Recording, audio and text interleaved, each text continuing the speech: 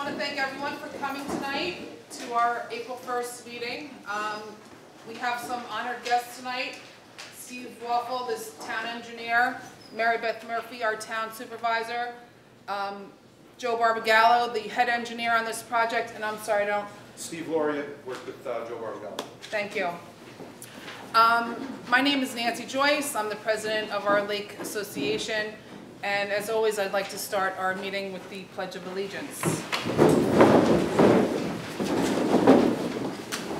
I pledge allegiance to the flag of the United States of America and to the republic for which it stands, one nation, under God, indivisible, with liberty and justice for all. Thank you. As this is not really a Lake Purdys Property Owners Association meeting, it's a general Lake Purdys community meeting. I'm going to hand over the meeting to Lisa Winman, and we're going to actually hear from the town who want to start with, go ahead, Lisa. Thanks. First off, I'd like to thank everybody for coming. I'd like to start the meeting with a presentation from the engineers that are here, and which would be followed by a guided question period from the questions that have been previously prepared, which you've all have gotten on your seats. There will be a short break, and then an open forum for other general questions related to this project after that. But before we get started, I have one question that I think everybody would like to hear, just so that we can kind of put this all on one plane here. Before we get started, I'd like to ask, we understand as a community that the scope of this project has changed significantly from when it was first designed, and we'd like you to, if you could, give us a history of what was previous to what we have now in those plans, and how we ended up here. Okay. I thought I would start, if I could, with just a brief. I'm Mary Beth Murphy, the town supervisor. Come on and sit down. There's seats in front here. I'm going to be here for a few minutes, so you might as well get comfortable. I just wanted to kind of give you a brief overview of, maybe even go back even before what Lisa is asking about, to kind of give you a sense of where the regulations come from that involve what we're doing and that sort of thing. So I'm going to take you back about 3.5 years ago. At that time, the New York State DEC, Department of Environmental Conservation, enacted what are called heightened regulations. Somers, as well as all of the other municipalities in this area, are called MS4s. They're municipal separate stormwater systems, and we're all permitted by the DEC. And the DEC, about probably 8 years ago, or maybe 9, enacted some regulations. They call them the 6 minimum measures. And those things require that we do education, and we do illicit discharge detection, and that we make sure that construction sites are appropriate, and a handful of other things. There were 6 of them. And about 3 years ago, they enacted heightened regulations. And heightened regulations apply to us because we're in the Croton watershed. And those heightened regulations essentially had 3 parts. One involved septic, one involved mapping of stormwater conveyance systems, and the third involved retrofits of stormwater conveyance systems. And the retrofit component is what we're going to be talking about mainly tonight, but I just wanted to give you some kind of surrounding information. The septic portion of the heightened regulations requires that we as a town make sure that every septic owner in our town has an inspection of their septic system once every 5 years. We negotiated with the DEC extensively on that, and we finally kind of gotten it down to, if you get your septic pumped once every 5 years, that's considered an inspection. And what happens is that the septic pumper is required to report to the Westchester County Department of Health anything that they observe, and those and then the health department would come out if they observed anything inappropriate. So that's the septic portion of the heightened regulations. So just for your information, by May of 2015, you must have your septic pumped if you haven't had it pumped in the last 3 years. Because when the regulations started, the 5 years are up in May of 2015. So if you get your septic pumped, keep the receipt. Even though it's tracked supposedly by the Westchester County Department of Health, you still want to keep that receipt. So that's the septic portion. The stormwater mapping portion of it required that we map what's called the conveyance system of the town. That's all the little gullies on the side of the road, the pipes that go under the road, all the different transport areas that take the stormwater when it falls from the sky down to the ground, and then ultimately to lakes, streams, and ultimately into the reservoir. So we, the town of Somers, obtained a grant from the DEC to do that mapping of that system, and we are compliant with that aspect of the regulations. The third component, and the most expensive component for Somers as well as all of the towns that are in the Croton watershed, and right now 19 of us have joined forces on this, is the retrofits. In Somers, our number was 50 kilograms. We were supposed to, in a 5-year period, develop and design and build retrofits to remove 50 kilograms of phosphorus from the New York City reservoir. Phosphorus is the limiting nutrient in the reservoirs. It's what makes that algae growth that you see in the reservoirs. So what Somers did, and I've been very involved in this process, and you've probably seen it in the paper, we joined forces first with all of the other towns in northern Westchester, and then ultimately with the towns in northern Westchester and Putnam County, and we formed the East of Hudson Watershed Corporation. And we negotiated with the DEP for money, because we said, we're not paying for all these retrofits. Our taxpayers are not paying for all these retrofits. We shouldn't have to pay for all these retrofits. This is to keep New York City's water clean. So we want you, New York City, to pay for all the retrofits. So we were able to negotiate for $38.5 million in New York City money for the first 5 years of that retrofit program, and that's what we're in right now. As part of that, we received a grant from the DEC. We prepared a plan of potential retrofits. We submitted that to the DEC.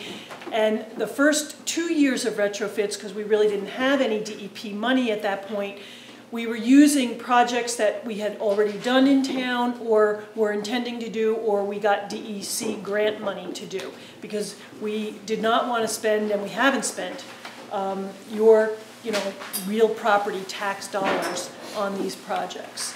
So that's kind of just a background overview of how we've gotten. So, I guess the other thing that I wanted to say also is that we try to look for projects that we think will provide additional benefit, not just the stormwater retrofit phosphorus removal, which is what the DEP and the DEC want us, but that will somehow provide some additional benefit in wherever the project is being built, like it's going to fix somebody's drainage issues, or it's going to, in the park, for instance, all of you probably, if you've been over to the library, seen we're doing a big, we're resurfacing the entire parking lot, the road leading into the park, and that is also a phosphorus reduction project, but the benefit to the town is we're getting about $1.7 million worth of work done in our park. That's going to give us a beautiful brand new parking lot, nice new driveway, and other features, and we don't have to pay for it ourselves.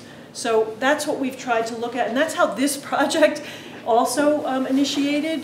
There were a couple of your neighbors came to the town with drainage concerns, and the engineering department and our engineering consultants took a look at it and said, gee, maybe we can make that into a phosphorus project and help to try to fix the drainage, concerns that exist there, as well as, and use DEP money to do it so that it doesn't come out of taxpayers' pockets, and also get the phosphorus credits for it. So that's kind of a background before, a basic background, before leading up to this is how we got to where we are now. And then I guess I'll leave it to Joe to tell you a little bit about how the project started and where it is now. Very good. Thank you, Mary Beth. You guys might all come up.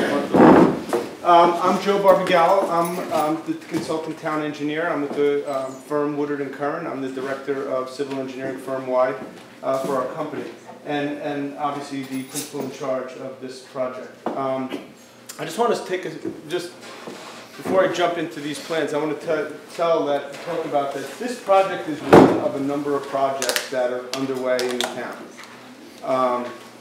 We got a project at Reese Park, we got a project at the Highway Garage, we have a project at Town Hall, we've completed projects over on Jan Ridge Road, we've looked and scoped projects over at Mosman Avenue, we have other projects planned for BOCES coming up in the upcoming year. So it's one project of many projects that are really focused at accomplishing the goals that Mary Beth outlined. This project, and now I'll get to your question, this project started as a much bigger project because we came into this with that goal of let's really try to provide a really great stormwater benefit for the community. We understand, obviously Steve has spoken to many of you about some of the drainage concerns in the community, and we sought to really address all of those concerns. What that resulted in was a very robust drainage system. The entire, South Hill, south of the lake, really had a lot of pipes to collect the water, bring the water down to the terminal basin located next to the Silk residence. What happened, see, part of the equation is whether the DEP will fund it has a lot to do with money. The treatment practices we get remove a certain amount of kilograms of phosphorus, and they're willing to spend a certain amount of money to get rid of a kilogram of phosphorus. After we designed a comprehensive system that we started with, and we went through that cost equation, the cost per kilogram was well above what they were going to fund. So that resulted in the first step back of the plan. We started that redesign, I want to say a couple months ago, to take that first step back to say, okay, they're not going to fund it at this level, let's start removing infrastructure to see where we can ultimately still get the same phosphorus benefit with less infrastructure. And through a number of iterations, that has resulted in the plan that we're looking at here. Essentially what the plan incorporates is a main trunk line that's located along Lake Way.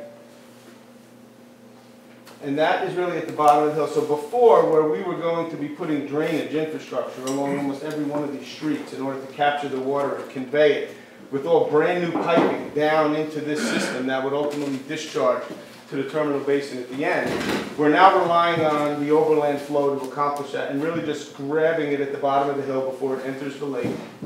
And we've upsized these pipes at the bottom of the hill in order to convey a much larger storm than what the existing infrastructure can convey. So we're going to be putting in a series of catch basins and pipes that are going to convey the water over to Eastern Way, and then run it Eastern Way down onto the town-owned property where we're going to be constructing a basin at the bottom of that. Now, when we first started this project, we had a basin that was, and this is the original basin design, and we really tried to stay wholly on town property in doing that. This stone wall here represents, again, let me just orient you, this is Eastern Way, comes in this way, Route 116 would be over here. This stone wall represents really the boundary between DEP-owned property and town-owned property. So what we did is, when we're looking to locate this basin, we do a couple of things. We go out and we do a wetland delineation and make sure we understand where the wetland boundaries are. We go out there and dig some deep holes or take an excavator and dig down into the ground to understand where is there any groundwater, is there poor soils that we have to provide separation to understand essentially the soil conditions. And as a result of that, we wound up with a basin configuration that we see here. Based on this basic configuration, we met with the Silks, and they expressed a number of concerns about various items, which I'm not going to go through all of them. But in general, it was very close to their home, and they asked us if we could take another, even though it was fully on town property, it was still very close, and they asked us to take a closer look at that. And that's what we've done, is we took a closer look, and now we've been able to accomplish significant separation between the basin and their home. And the reason, and the way we accomplish that was really through discussions with the DEP where we're basically started using their property now inside of the wetland boundary to the greatest extent that we can in order to really push this basin back as far as we can. And we also sought to kind of make it a little narrower so it wasn't as wide. And really we were able to accomplish at least some of the separation concerns that were raised at that time. So we worked hard, and I think we still have some more work to do. We need to work out security, and we need to work out some landscaping and some other items for the basin. But you know, right now we worked really hard to pull the basin back. So this is the terminal basin that exists on the town property. That is basically represented in this. I have the block here on the map.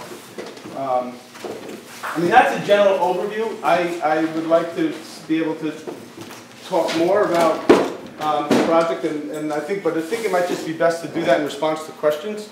But again, just to reiterate, it's really the piping system has changed from a very robust drainage system through the entire community to really one at the bottom of the hill in order to convey this water, and they're upsized pipes which will allow us to convey greater storm events than the current system can convey. It will also intercept runoff that is presently running directly into the lake or bypassing the lake and running into some of the communities or neighboring properties to the east of the lake, which will be intercepted and conveyed by pipes in. So I know it's tough to see. I'm happy to take questions. I know you had a format you wanted to go through. Well, we had questions that we had sent to you that were pre-prepared. So why don't we start, if we can, with anybody that has questions related to the questions that you have with you at this point, based on what you've heard. Just go through the list. Sure, we can go through the list. Can I just ask a general question? Sure. Regarding the separation, exactly how much distance have you now offered from the original location to the current one? Of What the does pond? it change? Yeah, how Of the much? pond itself? How much did you move it away from the home? Well, right now we have, to the standing water, we have over 100 feet at the closest location to any place where there will be standing water, and a maximum of 130 feet or something like that from their home. Previously, those distances were, the grading was basically maybe 50 feet off their house. Now that grading is over 100 feet away from their house in most instances. So it was a significant increase. I mean, we moved it back. Steve, I don't know, do you know exactly the number? 75 feet, something like that? Yeah, 75, 80 feet further. 75, 80 feet further away. Okay. And that allows us, by the way, to preserve all of the hemlocks and the vegetation that is in that very close proximity to their home. I know that you had your hand up, Mike, the woman next to you. Yeah, I was just worried about the hemlocks, that was my concern. Okay. You know, the back of the house is... Alana, you had your hand up? Oh, yeah, no, I was asking about the gain from the Silks property line as well, so. Okay. All right. Can I ask one more? So the hemlocks will not be touched behind their house? Well, we're gonna go and we haven't staked the basin in the field, but I know from looking at the aerial and where we have the basin located, you can see the greenery right here on the site plan itself. So I'm not going to say that there won't be one cut because I don't know exactly where if every tree is reflected accurately on the aerial, but we're significantly further away than we were. I Robert? had a general question. I thought you covered. This is a bioretention system? This is a multi-pond system is what it's referred to. A multi-pond system. Heavily planted? Yes. You want me to talk about some of the plants? So some of the plants just that... to differentiate between just a detention pond and what you're doing here. The kind of plants that are going to be in the basin, and this again is the old basin location, but since it's color-coded and easy to see, I'll just use this for general reference purposes. So any place that you see the brown, we're talking, these are red top plants. These are the general plantings. The blue areas being blue flag iris. The green areas that are around the pond being soft rush. The yellow areas, which I think you can probably see the easiest, arum, the purple areas being hard stem bulrush, and that's in addition to more woody vegetation. You know, this had 5 red maples, 5 service berries, 25 silky dogwoods, 34 witch hazel, 47 winterberry, 31 spice bush, 25 northern bayberry, 2 swamp white oaks, and 22 arrowwood viburnum. I don't know what those are. Sounds good. But so there's this very, very robust plantings. The way these systems will work is when it rains, they will fill up with water, and then they drain out over time. They are designed to maintain a standing pool that's roughly at the elevation of the groundwater.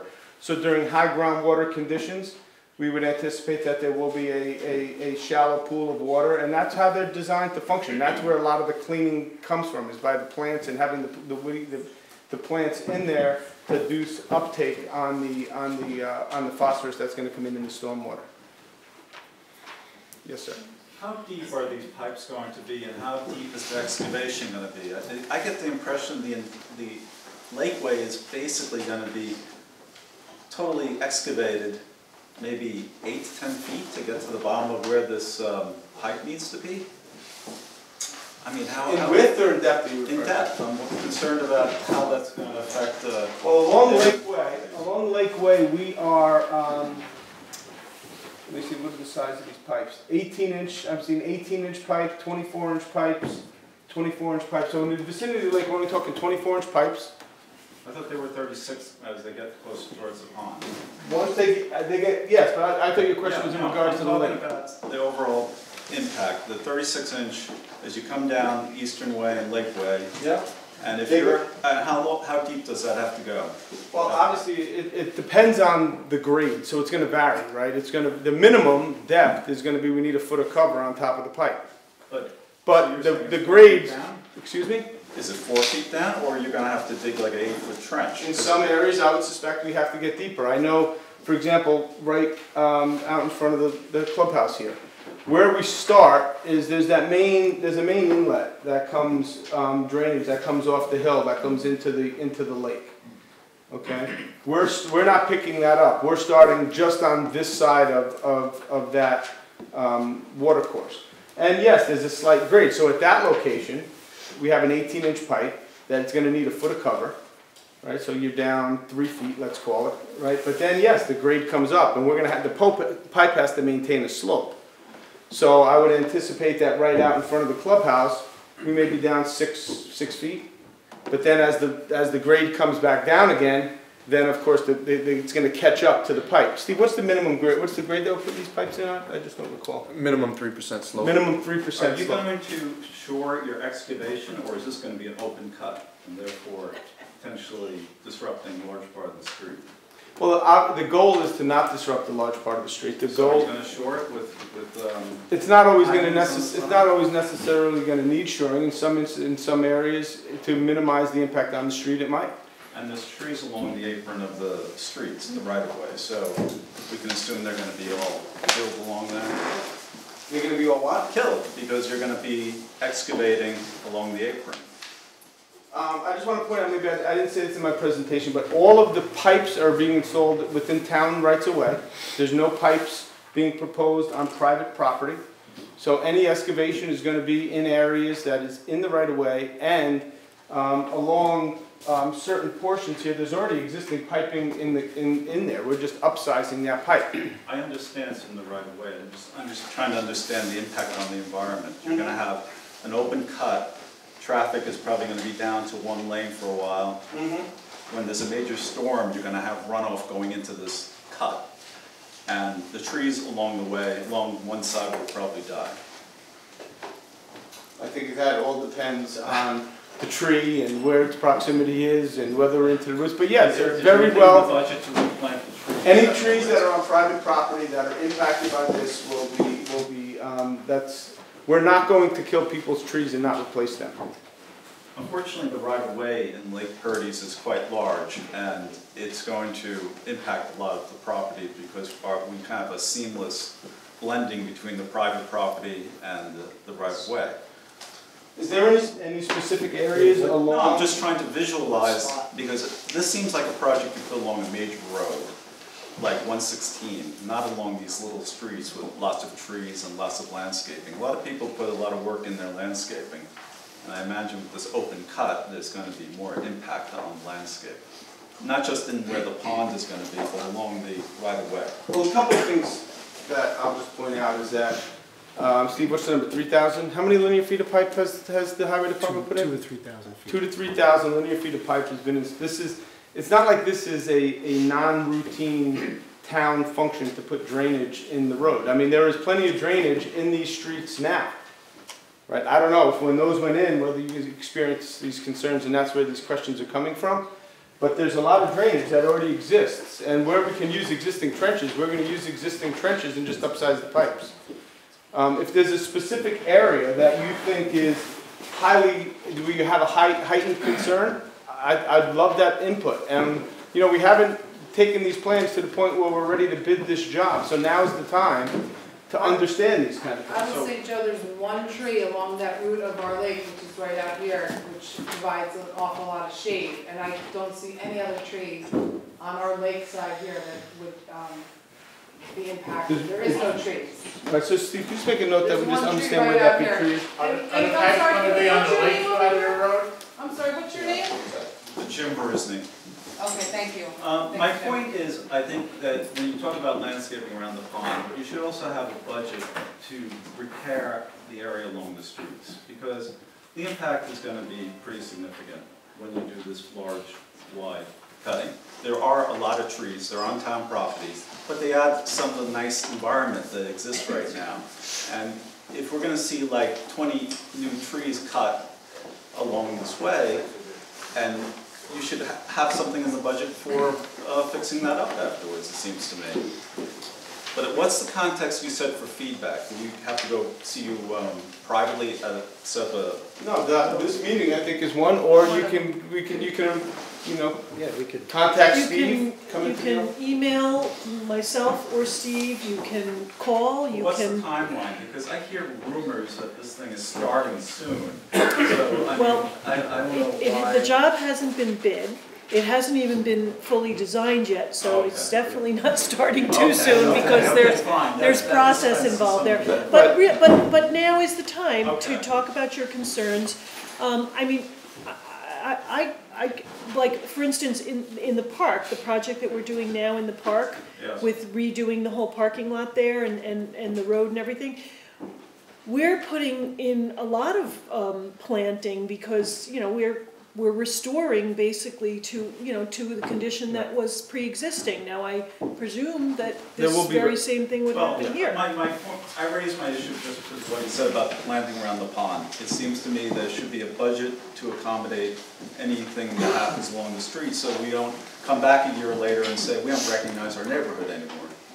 Yeah, I think that's a fair point, and you know, the contractor that's selected to do this work is going to be required to restore the roads, right? Restore any shoulders. So if there's areas that are dirt, he's got to rake them and seed them. If there was, you know, I don't envision that there's going to be any impact on somebody's hedgerow because all the infrastructure is going inside of the streets as they exist today.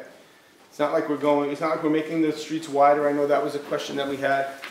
We're not making the streets wider and therefore going onto people's, what somebody may be maintaining as their private property now, even though it may be town property, we're envisioning staying in the shoulder of the road so it's not, I don't think it's going to be as big of an impact as you think it is, but your concern is well noted, and if you have any specific areas like, hey, look, these trees here, or, you know, Well, I'd like to see where this pipe is going. I haven't seen these drawings up close, so Okay. I just, You'll have time for that. Yes, sir?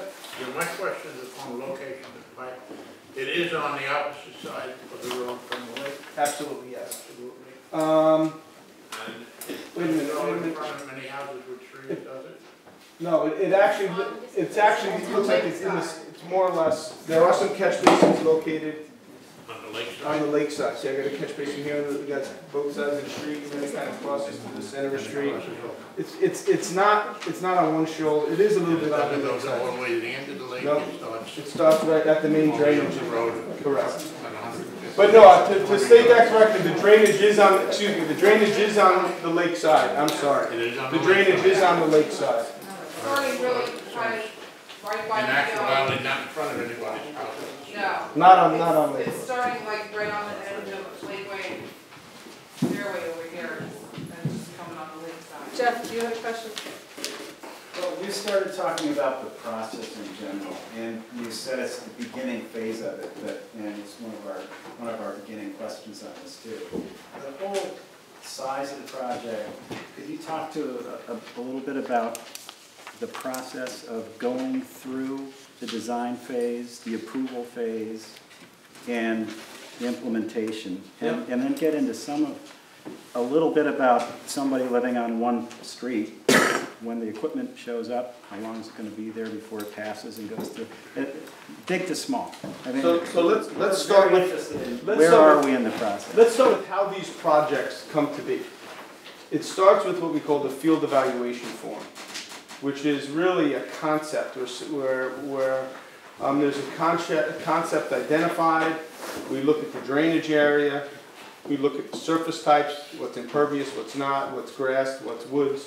Right, we look at those, and we identify from this area there's a certain load of phosphorus that we would anticipate. Then we look for areas where we could potentially treat that. And we would identify an area and we say, well, we can treat the water down here, and if we use this practice, we can get a 60% removal efficiency, or 70%. Depending upon the kind of system you use, there's different kinds of removal efficiencies. That will all be written up on a field evaluation form. That field evaluation form then goes into the East Hudson Watershed Corporation. And the East Hudson Watershed Corporation will then coordinate with the DEC on a conceptual approval of the project being put on the list. Okay, so the first step is a project gets put on the list. And that's a function of the field evaluation form process. Then after it is on the list, then it's put in, whether it's a year 3 project, a year 4 project, a year 5 project, it's kind of identified where in time that project is going to be completed. Okay, I'm sorry to interrupt. So when we saw people working around, staking... Nope, I'm not there yet. Okay. I'm not there yet. Okay.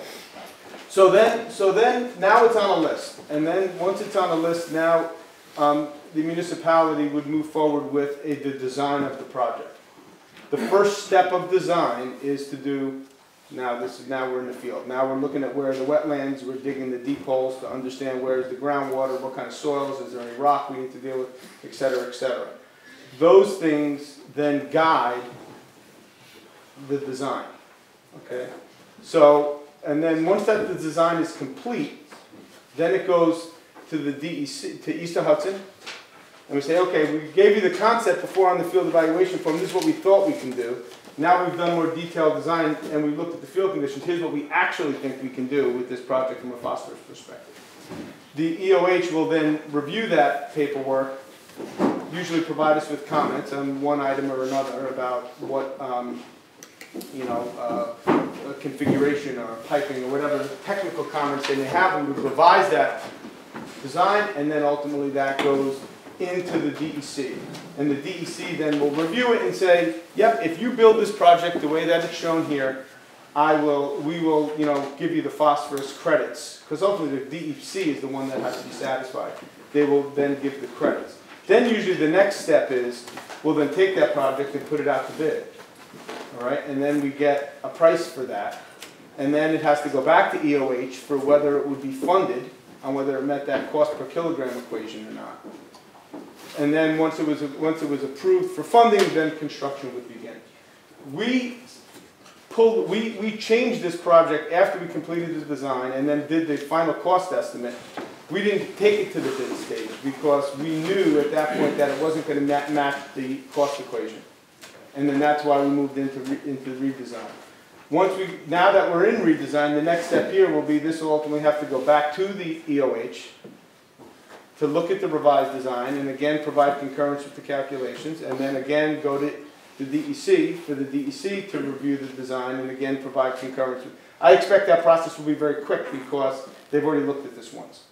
Right? For the bigger system, they've looked at it already. We're just changing the way we're getting the water there, but the treatment system is although it's moved, it's essentially the same treatment system.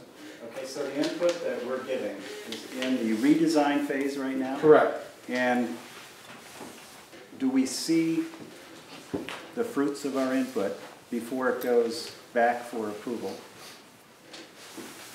Depends on what kind of input. Well, I know I'm is there meeting gonna be directly with another forum that people see that there are things taken care of that we saw as issues.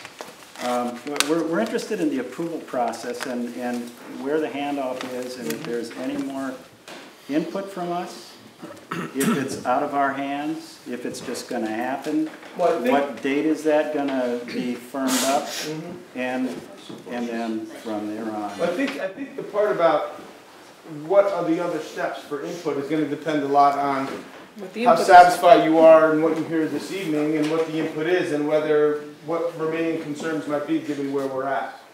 Just so you know, before the project will get awarded, I can tell you what we did at the, for the other projects that are under construction now.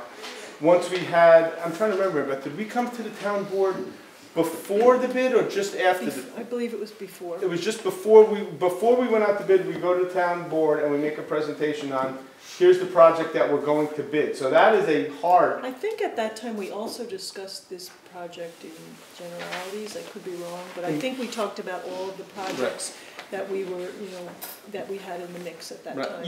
Yes, we did. So once before this goes out to bid, there will be, because the board has to authorize, even though it's being done through the EOH, it'll be funded through the EOH. We usually do that step at town hall and at the town board, and I presume we would do the same thing on this project as well. Kenny? Where in the process do you guys do, whoever does the environmental impact statement? Well, there's, and I know there's a lot of questions about the environmental impact statement. There's this project, in EIS, let's just talk about it in terms of the CEQA process, because an EIS is well down the line of the CEQA process, right? The CEQA process, which is the State Environmental Quality Review Act, can be completed with a short form evaluation, when the new short form is not that short actually, and a long form, which is a little more detailed information. And then ultimately, yes, it could go to the extent of environmental impact statement. I wouldn't imagine that a project of this scale would ever get that far down the secret trail. That being said,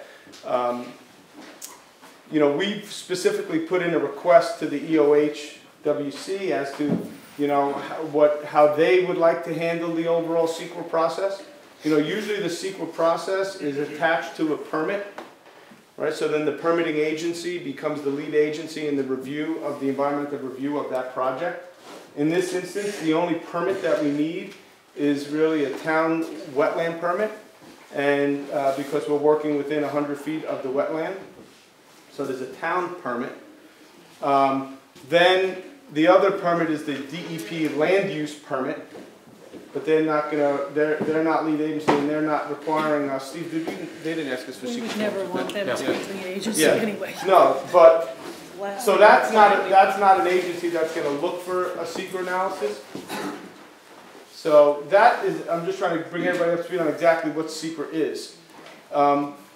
We're waiting for determination back from the EOH-WC in the context of this is part of a broader watershed-wide program that they're administering. It covers not just Somers or the Purdys community, but it covers 17 communities in Westchester, including the counties and the DOT. I mean, the DOT, the counties, they're all MS4s as well. And there's Putnam County, and then there's specific. So EOH's jurisdiction, so to speak, or task is much larger than just this project. So we're waiting to hear back from them on their approach towards the overall SECRA. But I would envision once we hear back from them, again, this project, we're not ready to build it. The plans you're looking at today were evolving as early as last week. So we're not even at the point where we're ready to start completing short forms or to determine whether we need to go any further beyond that. So that's kind of where we are in that whole CEQA process. Hopefully that answers your question. Gina, you've had your hand up for a bit, so. I was under the impression, from what I've been told, that there's a second part of this project over on the other Eastern Way, down closer to 116. Is that still part of all of this? No, it is not part of this right now. I thought that question might come up, so I actually brought a set of those plans. So when we did the original design, which was much more robust than the one we're looking at now, we had a complementary system on the north side of the lake. And that included, again, a series of pipes that can collect water and convey to a treatment area on town-owned property. This system also did not meet the cost equation. There's a whole lot of collection infrastructure, and we don't have a whole lot of room at the bottom here to do much treatment. In order to make this side cost effective, excuse me, we're gonna likely need some private easements to do that, and Steve and I have talked about that, and we're gonna put this project not part of the project that we're gonna embark on this year.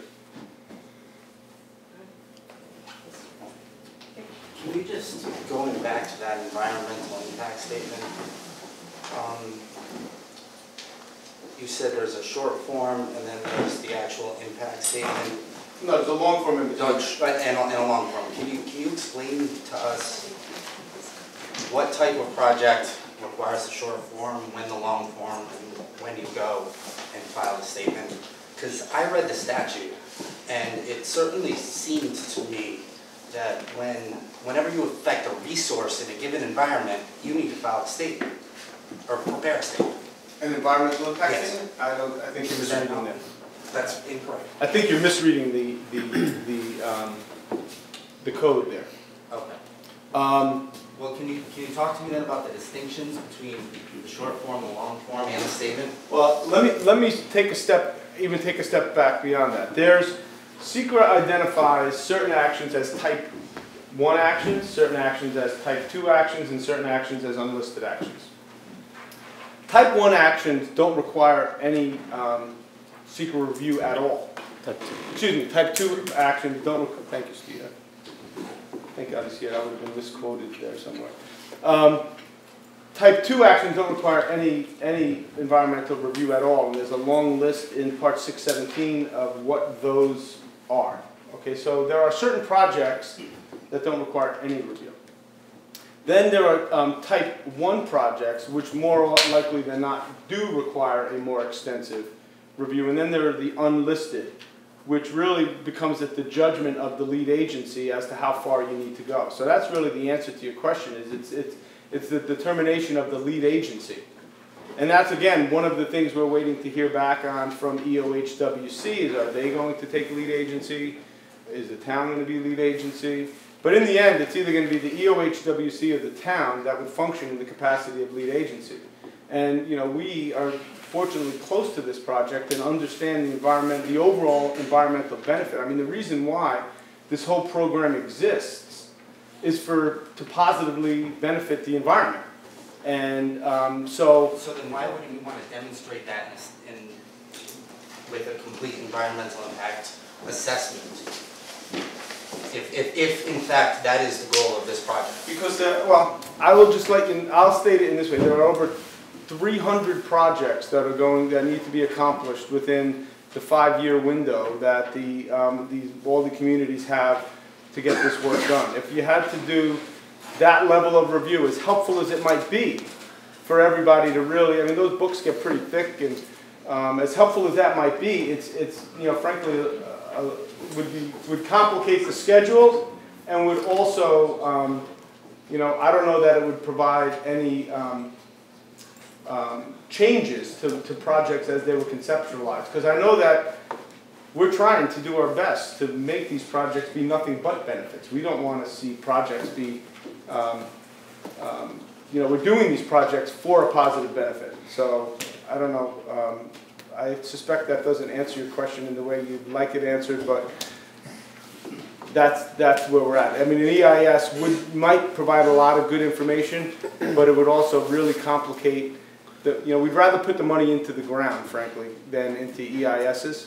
So we want to make sure we do a very comprehensive environmental review as part of the design and make sure we're looking at alternatives like I showed you we were doing with the basin to come up with what and the way that we've talked about scaling the project down also, I think addresses a lot of the written concerns that we saw about, rock excavation and what impact that might have. And, so we've gotten to where we've gotten to, and we think that this is really probably the best environmental balance between the environmental project and the environmental benefit that we have.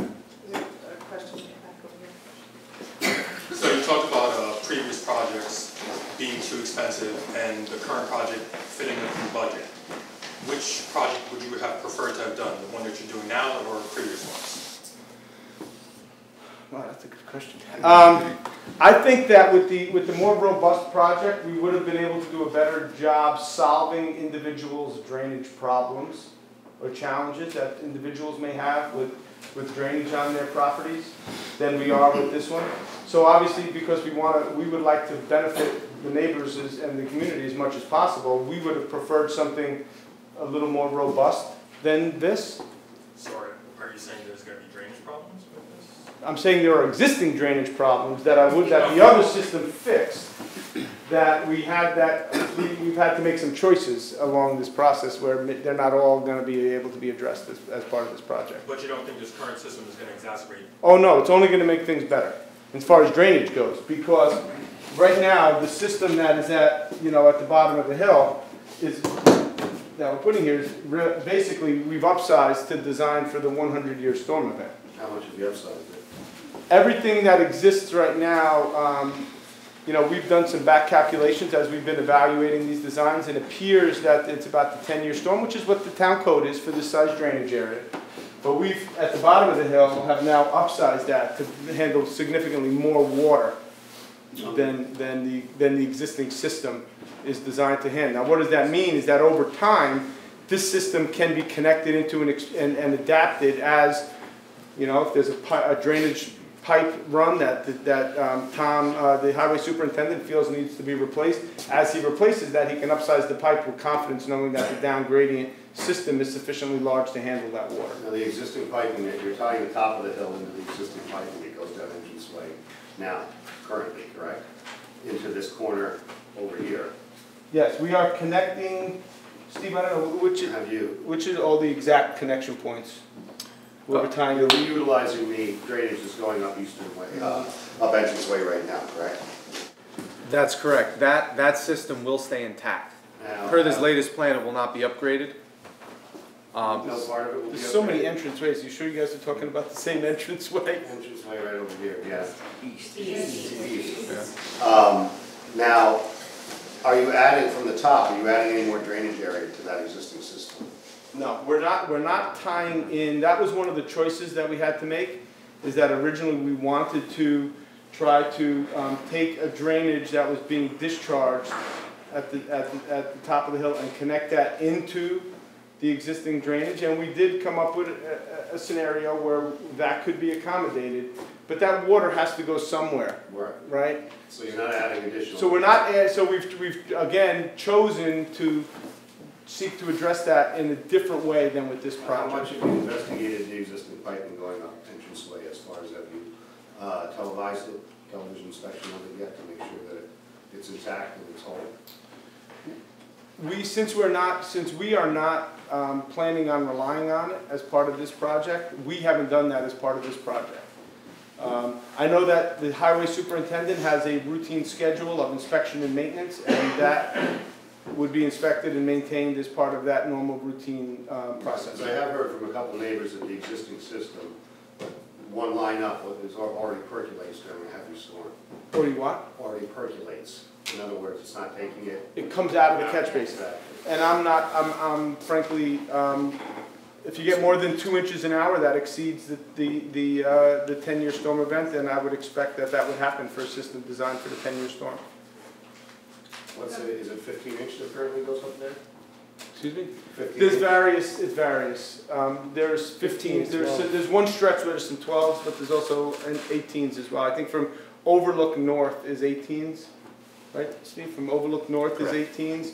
From going up Crest, I think is a series of 12s, and pretty much everything else is 15s. So the original plan was to have the drainage system help, in addition to collecting phosphorus, to help the drainage issue in the area. With the new redesign, this is actually not going to help anybody that's on the hill anymore, right? Only whoever is from this point on. Anybody who lives up on the hill with drainage issues, is that going to help them in any way? Not as part of what we talked about in terms of what we're going, the infrastructure we're going to put in the ground. There is one drainage issue that we're aware of that we want to have a conversation with the landowners to see if we can get a private easement, and if we can get that easement, then we'll handle that issue in that way instead of, see, because the thing is if I take that water, once we start trying to capture that water, we start pushing it down the hill, now we're replacing all the pipes, and then the price gets up and nobody, and the DEP is not going to pay for it. I understand. I just want to make sure that you understand that the people that are on the hill with drainage issue are not going to benefit from this project. Is that correct? As part of what we talked about in this infrastructure, yes, that's correct. We're not doing anything up the hill as part of this project. But that doesn't mean that, what that also means is that conditions aren't going to change for everybody who lives up on the hill either. They're not going to have any activity in their roadways. They're not going to have, the impacts to life that will exist along Lakeway. The drainage issue is what I'm trying to get here. I mean, I just wanted to make sure that you understand. The existing conditions will be maintained on everything on the uphill side. Some confusion. Last time we met at the lake here, you were adding 4 catch basins up there. Adding, up on Chris Way and Ridgeway. And you've taken that out. Correct. That's the item. That's the issue that we've come up with what we think is a more cost-effective solution, but it's going to require some private easements, and we're going to, Steve and I coordinating and going to try to set up some discussions in that regard. So there's nothing going on at the top of the hill? Nothing going on. Before it was just last week. Right. The draft plan showed the connections at that intersection up there, connecting into the existing drainage. Well, that's why, frankly, I was a little bit cautious. I didn't want to release those plans, frankly, because they were in flux, but that's why I want to make it clear that it is that we're in the process of it. You're in the ground floor. We're in the process of the redesign right now. And yes, you saw a set of plans last week that showed a connection in that location. But once based on those plans, we had to evaluate the existing system, and we found that that water has to go somewhere. And we wound up going to another discharge location that is on another private property. And to avoid that would have required us to continue through a large rock cut in order to get, and frankly, when we saw all the concerns coming out of this community about rock excavation, it made it, we sought another solution, which we think is a more cost-effective one, but yet will still solve the problem in the long run. Kenny over here. You were talking about the bottom part of the hill, where in the beginning you were planning on doing the whole hill.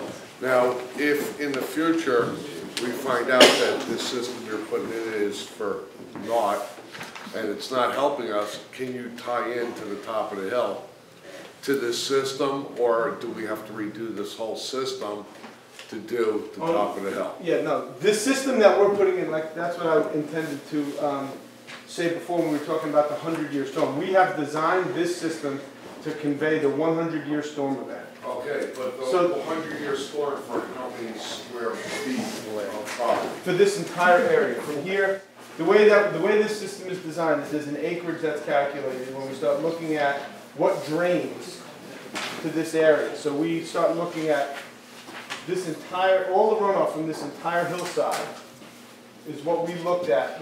How much water is generated during the 100-year storm event, and that's what this system is designed for. So, right now, we're capturing it via overland flow. In the future, if the highway department chooses to put in more pipes to convey, to collect water, this system will be able to handle it. And all the piping will be proper size, and so nothing has to be redisturbed.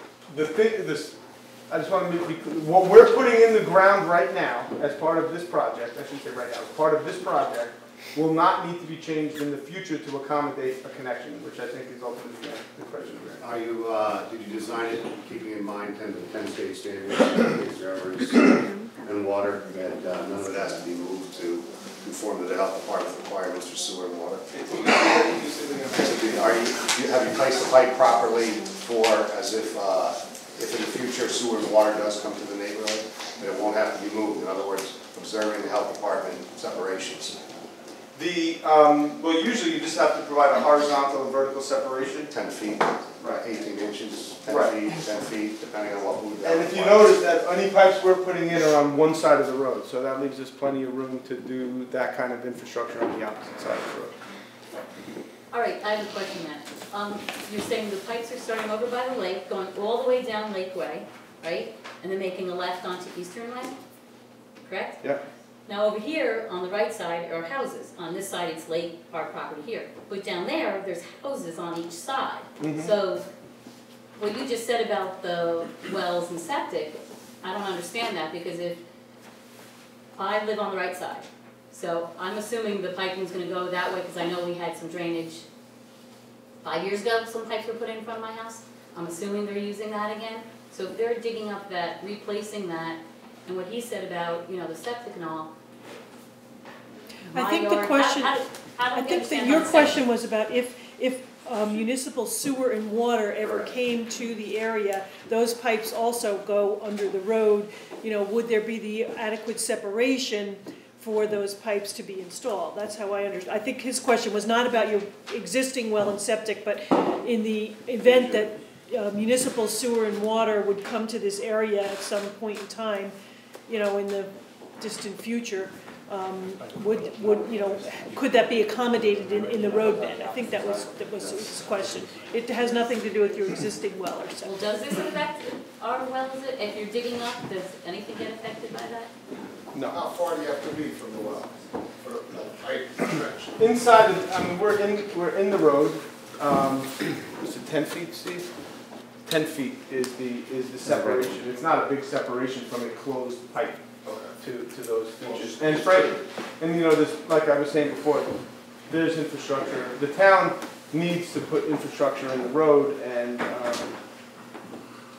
you know. If you make the turn, there's a couple wells that are very close to the road, going down the eastern way. All right. Well, maybe you can point those out after the main part of the meeting. But I don't know if that answered your question or not. Once we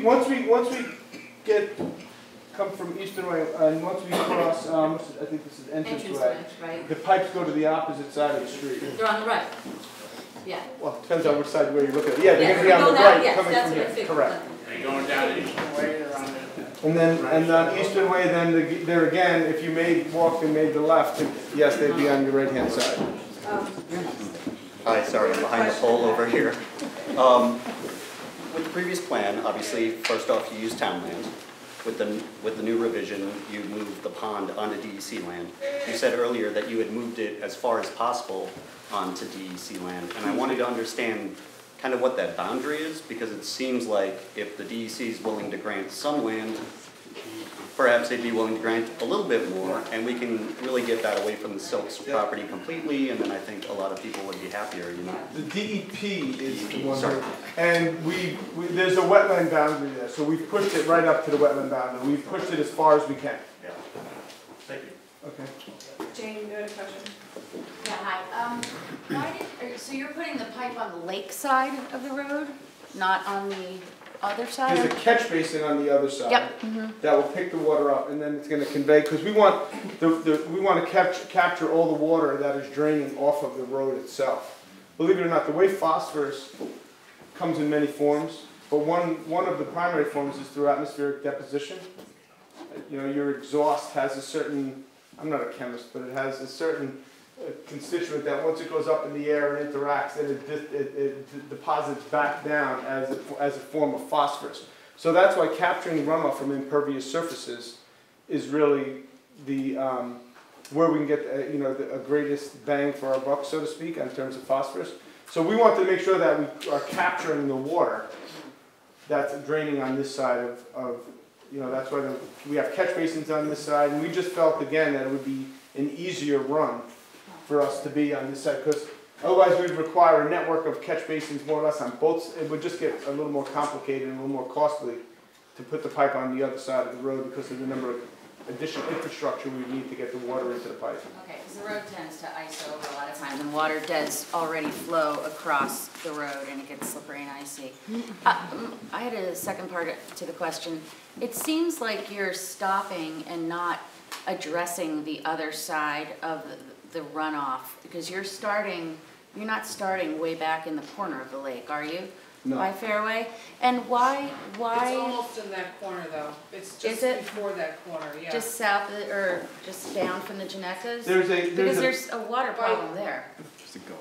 There's water problems everywhere. Yeah. No, I mean, the answer to the question is that, you know, downhill of, it really is a function of what we can do for treatment down at the bottom, right? I mean, where the pond is going to go.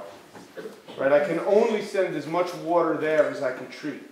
Sending more water there than I can treat wouldn't be funded and really isn't in context with the program, and it would require a bigger pond, which I think would pose. You know, we would wind up with, if we were going to try to take more water out and bring it that way, I think the ponds would get significantly bigger. And, you know, we're really trying to strike that balance right now between, you know, providing separation, but yet still getting the environmental benefit of the project. So in other words, you just told me that this system will be adequate to add to. Yeah. But you just told her that this system can only handle so much and you can't go 50 feet up the road. Well, that's not the question you asked me, though. No, yes, I asked you if you can add to this system with the piping in the pond. I interpreted and you what just you told said. her Wait a minute. I that interpreted what you can't. said as the upgrading drainage area on the hill. Can be any drainage area that is on this side of this main stream can be tied into this system, and this is adequately large. Okay. There's no plan at this point to extend this pipe. Now you're talking about extending this pipe this way. I'm talking about extending that pipe anyway, because you just said to her that the pond can only filter so much. Yeah. I think the question goes to, if you're adding more piping, do you have to enlarge the pond? I think that's, Yeah. and how to do that. So basically, you Depends upon just, where the piping comes from. but how What he's would, asking. And if the piping comes from up the hill, from the pipe, then you can add it. If it comes from around the lake further, you can't add it. Well, it's nothing. Explain the drainage area, so I understand where you're at. for my livelihood, it doesn't make sense. What does, I guess I'm struggling with what doesn't make sense. We can maybe have a conversation. Sure, you want me to jump in? I know. I guess you're saying there's a limit to how much water can go in the pond. That's kind of what you just said to me. We can't address the water that's coming down Fairway and add that in, which is a fair amount of water in storms. And so that's too much. Can and I guess also that's say what something, at our last meeting, a lot of people were concerned like the lake would have no water in it anymore. If we took all the water away from our lake, there wouldn't be any water in the lake. So you gotta leave some water that's coming into the lake, and we have many other ways that water gets into the lake besides, you know, obviously rain and stuff. There's a lot of springs, and it's a spring-fed lake, so there's always gonna be water in our lake. You know, this is very confusing. I think we have a lot of different issues going on here. We are told that the concern is to help with drainage. Clearly, this is not fixing drainage. I wouldn't say that. It's not Well, fixing all the drainage. Okay, you're gonna let the water come down the hill and pick it up at the bottom, so that just knocks out that whole section. We absolutely do have uncontrolled water flowing from down Ridgeway the other way on Entranceway East. And I'm just trying to understand who this really benefits. We're gonna spend a lot of money to collect a very little bit of phosphorus. And I'm just wondering if there are alternatives to addressing these environmental concerns. Nobody mentions that. Nonsense. I mean, you know, and then we want security. We want to know that if something gets damaged, that we know where to go to. Ride your bike to the city To mitigate it. degrees the sun. Who's benefiting, what drainage issues are being addressed on the lower section? specifically, like who's benefiting? Because if you're not changing what's coming down the hill, and any conditions that exist up there are going to remain to exist. And you mentioned before that doing it to improve the drainage, helping some. Who are the some along that run? Well, right now, there's all this water that runs off this hill is you know, comes into this area, which is north of Lake Way. That water is draining, which we're going to capture that water now. Okay, so there's going to be less water running this way. There's also, since we're capturing the overland flow that's coming into the lake, obviously there'll be less of an overflow. So anybody that is in the drainage path of the overflow from the lake will be positively benefited, as well as all of the drainage that we're improving here. I heard somebody mentioning previously about how catch basins overflow during certain storm events. That's on the hill. That's up on the hill. But that I'm sure exists everywhere in this community because of the way that the pipes are sized. So that now at the bottom, that's not going to happen, right? There's not going to be the overflow because we have a more robust system at the bottom of the hill. And the ponds? I can say something to that. That section, that whole section back here, in the past 6 or 7 years, every person down there gets flooded. And I'm talking about large amounts of water in their basements, where people have to get rid of things. Is that the area you're discussing that it's going to impact? Because that's been a major problem the further you keep going down this section over here. There is a overflow from the lake. Are you referring to the north side, the north side, or the south side? No, if you go straight this way. Yep. Okay. There's an overflow. I guess if it's on the right-hand side, if it's in the direct drainage of the overflow, there's going to be less water flowing through the overflow because we're intercepting a certain amount of water that is overland flow running into the lake. So what's in the channel will be less. Okay. And if you're south of that channel, we're going to be intercepting the water that would otherwise be coming from the hill to the south. If you're on the north side of that existing overflow, that was the project that I talked about before that we're going to need some private easements. And that north side is severe with flooding. We understand what those conditions are. Steve and I have talked about them. In order to get that done with DEP money, which is obviously what we're trying to do here, is get things done with DEP money so all of our taxes don't go up. We need a private easement there to make that work, and Steve and I are going to embark on that effort. Okay. Dave? So the water coming off of Entranceway East is going to tie into the pipe. Is that correct? No. No, you said so it's not. I get so confused. So Entranceway East is this road. Yeah, it's the big hill that's up here. Yes, the drainage coming down Entranceway East is tied into this system. But it's changing. But we're not changing, it's just tying it in. Be available to go into. Correct. You're intercepting it at a different place. We had a question over here. Hi. I think we keep talking about there's two problems, the drainage problem and the removing of the phosphorus problem. The town of Somers has been removing phosphorus from other projects in town, and these are big public projects. They're not neighborhoods like ours, with people living in it, with wells, septic, roads, and very narrow infrastructure. We have a way of draining our Lake Purdys. Some parts work better than others. We need drainage help in some, and that's, the town responsibility and all of that. And there's the phosphorus problem. As I understand, the phosphorus needs to be removed so it doesn't go into the New York City water, which is the reservoir. It's not really to help our Lake Purdys or our community itself. So the pipes that we have for drainage now that are small in diameter, they're 12, 15 inches, you're going to double the size of those. And that's going to be a humongous impact on our neighborhood.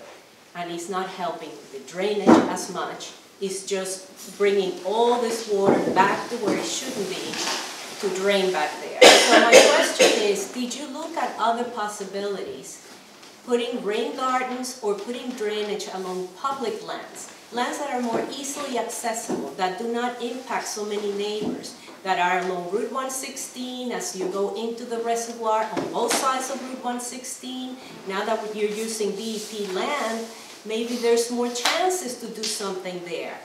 Rain gardens work well, and you know, it's a less intrusive thing. Our neighborhood should be a retrofit, like they describe in the management design manual or something like that.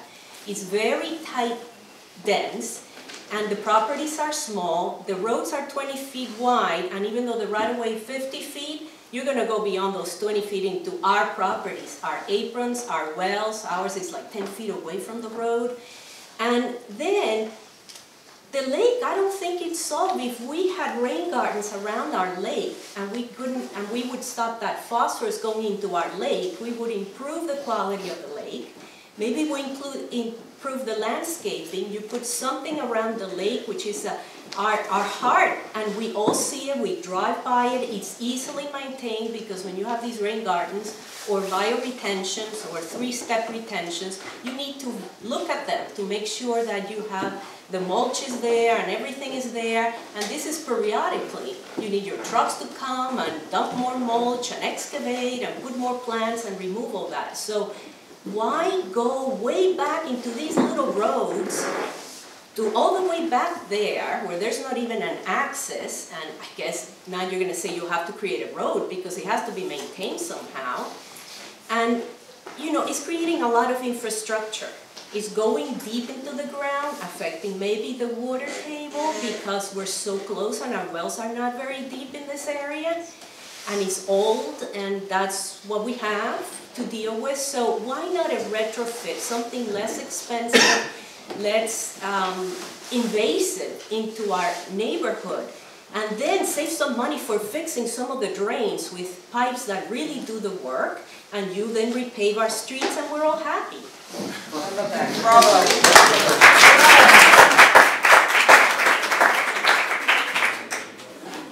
I don't think that was a question, I think that was more a statement. But just so you know, the DEP wouldn't fund a lot of the stuff that you mentioned. But she is asking a question. She's asking if there were other alternatives that were looked at besides just one option. Right. We looked at the entire town was canvassed to identify projects. This is one of the projects that emerged from a town-wide search of projects where the town can accomplish 50 kilograms worth of phosphorus. This pond is giving us nearly 8 kilograms worth of phosphorus. So I know somebody who said before it's insignificant. It's not insignificant. It's over 15% of the direction that we need to go in terms of the town's number. I actually have a question. I have two questions. One, you know, you talk about collecting the water here at the lake, and I know, Nancy, you're saying that there's other ways water gets into the lake. I'm concerned a little bit about the water table of the lake, but beyond that, one of my concerns is that other map that you put down there that you said you don't have the funds to do now, that possibly there would be an add-on in the future. What I'm worried about is opening up the door to add-ons. How much, you know, if you look at every public contract that East of Hudson has online, there's one clause in there about maintenance that is concerning to me, and that's that they have the right, the town maintains the property, but they have the right to maintain, to add on to redesign, to reconstruct, and where does it stop? That's my concern. What happens to our property values if the lake does go dry, or if in the case like Lake Shenorock, you can't use it anymore? Because the DEC has decided, well, they'd like to have that for part of the system. I'm just trying to parse out the question there, which is, I think the source of water from the lake, we're taking overland flow. So the main tributaries that are formed in streams are still there. Okay. So as far as water feeding the lake, we're only taking away a couple hundred feet worth of overland flow that goes in. And the overland flow is what has the highest levels of phosphorus in it, is the overland flow component. We're intercepting that, and we're diverting that water. Okay. I think that was one question. That was the first question. What the second DEC question- does relative to your lake is I have no... Okay, but they're tied together. This project and the DEC are joined at the hip. I'll try to address it a little bit. Just in terms of the Lake Shenorock, the reason why Lake Shenorock stopped becoming a swimming lake is because Lake Shenorock was the drinking water supply for the people who live in Shenorock. And they could not use the lake as a swimming lake and as their water supply. It was the health department actually that put a stop to that. One of the things that I think is a benefit to the lake, and you can correct me if I'm wrong on this, is that in addition to the phosphorus that's in the storm water that comes across the land, there's also sediment. And sediment typically becomes problematic for lakes like Lake Purdys, where you're trying to use it as a recreational lake as well. And phosphorus becomes, I think, problematic for you too in the lake because it creates algae growth. And you know, if I'm misstating, I'm not a scientist, I'm just a supervisor, but you know, this is kind of my general knowledge of this. So I think from that perspective that there is a benefit to the lake in terms of this project, that this project will benefit the lake. But the other thing that I wanted to talk to you about, because somebody raised it before, and what they said was that this project is just a phosphorus project that's just going to kind of benefit the DEP.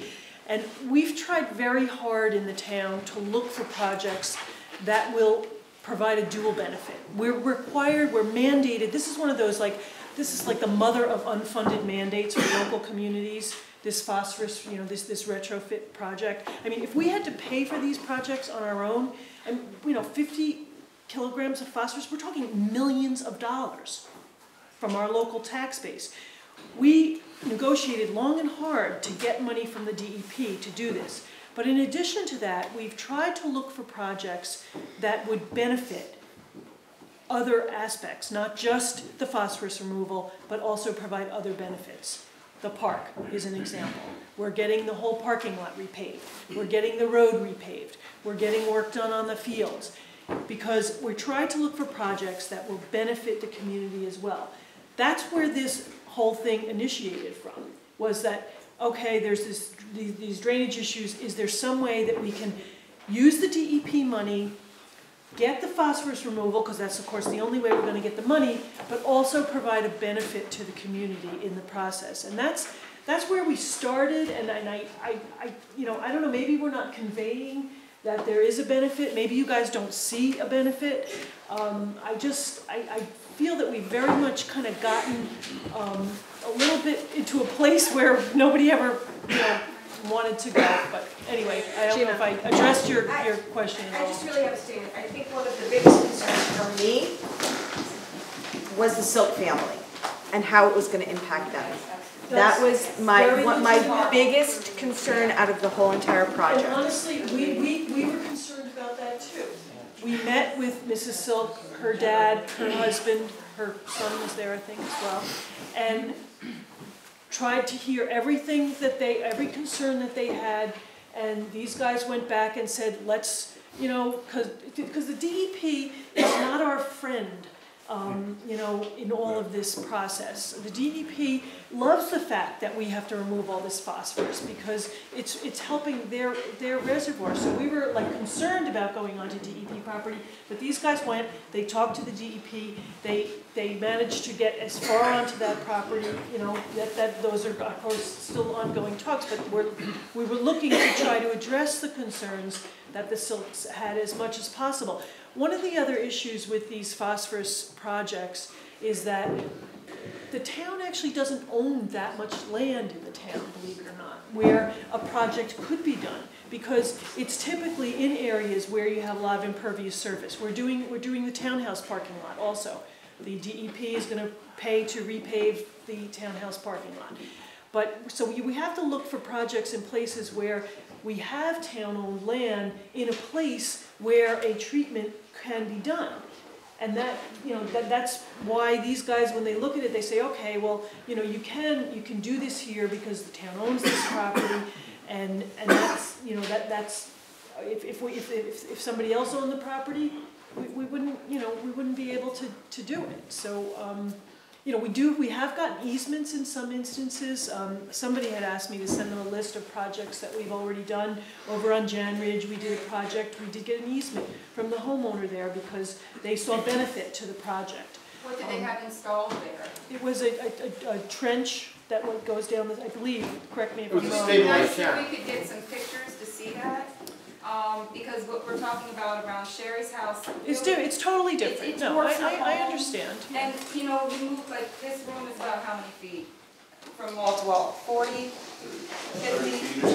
I mean, you know, the distance that it was moved out, I mean, I can't understand why it was put so close there to begin with, except that you had to squeeze inside the land there, but. That's the whole reason, is because the town owned that property. The town only owns a certain amount of property. And because of wetlands. That we're collecting, there's almost no traffic on Ridgeway. It's a ridge, just steep mountain on the other side. And most of this water that we're going to collect down by the lake, there are no homes between entranceway, for the most part, there's almost no homes. And down here on Lakeway, it's just 3 or 4 homes that it passes by on Crestway. I don't know how many. It's like all mountain. So where are we getting this, you know, the phosphorus? I'm trying to understand the contaminant aspect versus a natural The phosphorus component. comes from the stormwater. You know, as Joe explained, it falls from the sky, and it runs off your roof, it runs off your roads, it runs off your lawn, it runs off your driveway. Those are all the places. But I think you're just focusing on the last little stretch. You're just focusing on the last I'm stretch. focusing from the top of the hill down to the bottom where your pipe starts, down here. And what about, the one thing I haven't heard anybody say, you said there's going to be standing water in these ponds. Can you just elaborate when you mean standing water? We have a circulator to circulate the water. Can you elaborate more on 2 big pools of standing water? Yeah, it's not a permanent, the permanent pool really reflects the groundwater elevation as it intercepts the basin. Okay. Everything else is transient. So it rains, ponds are going to fill up. Okay. They're going to overflow when they reach a certain elevation, and then over time they're going to percolate into the ground until it reaches the groundwater elevation. So the permanent pool is maybe a foot of water in the bottom of the pond. Okay. During the rain event, it will fill up. But what about during like drought season? I mean, water will stay for a while. Is there any circulation? Is there anything? During the drought season, when the groundwater lowers, the pond will be empty. The pond will dry during those times of the year. During the wet season, there will be a standing water in there. And every time it rains, that water will flush out, right? So it's not going to be like a stagnant pool, right? Because every time it rains, there's a fresh influx of water, there's an overflow, and then it again will percolate down to that groundwater level. And the other thing to recognize is that because when there's standing water in there, it's going to be an interception of the groundwater. The groundwater is constantly moving, right? The groundwater just doesn't sit there. The groundwater is all flowing to the reservoir. So any water that you see is really, even though you may not be able to, it's moving, that water, because it is draining towards the reservoir. That's the natural gradient of the water.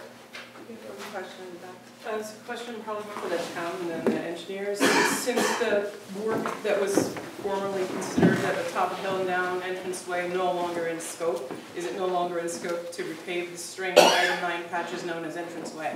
I'm sorry, is it no longer in scope? I can only assume, or shall we assume, that the string of patches we call entranceway will no longer be repaved?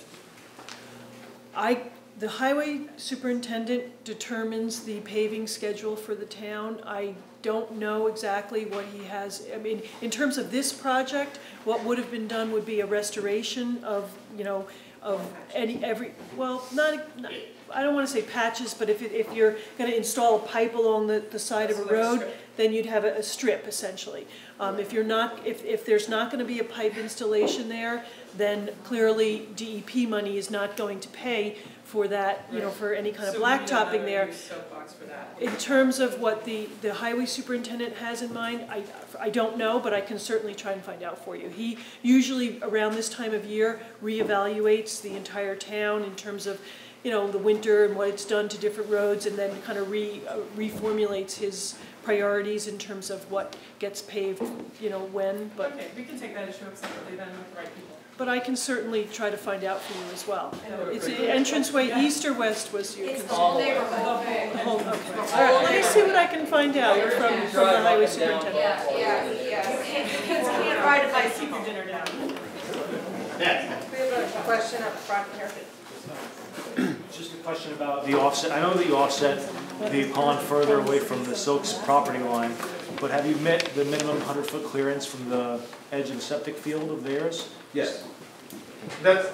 Yes, we have. I'll just answer that question. We have met the 100-foot separation, and we provided a 100-foot separation to their well as well. Jeff? Mary Beth, you mentioned the sediment that occurs naturally, and we all see sediment all around us. We have some catch basins that aren't necessarily maintained that well already. What is the maintenance routine for something like this? And there's gonna be sediment moving into that catch basin. Yeah, right? absolutely. So a foot now. So right now you're saying you're gonna see a pool at groundwater level.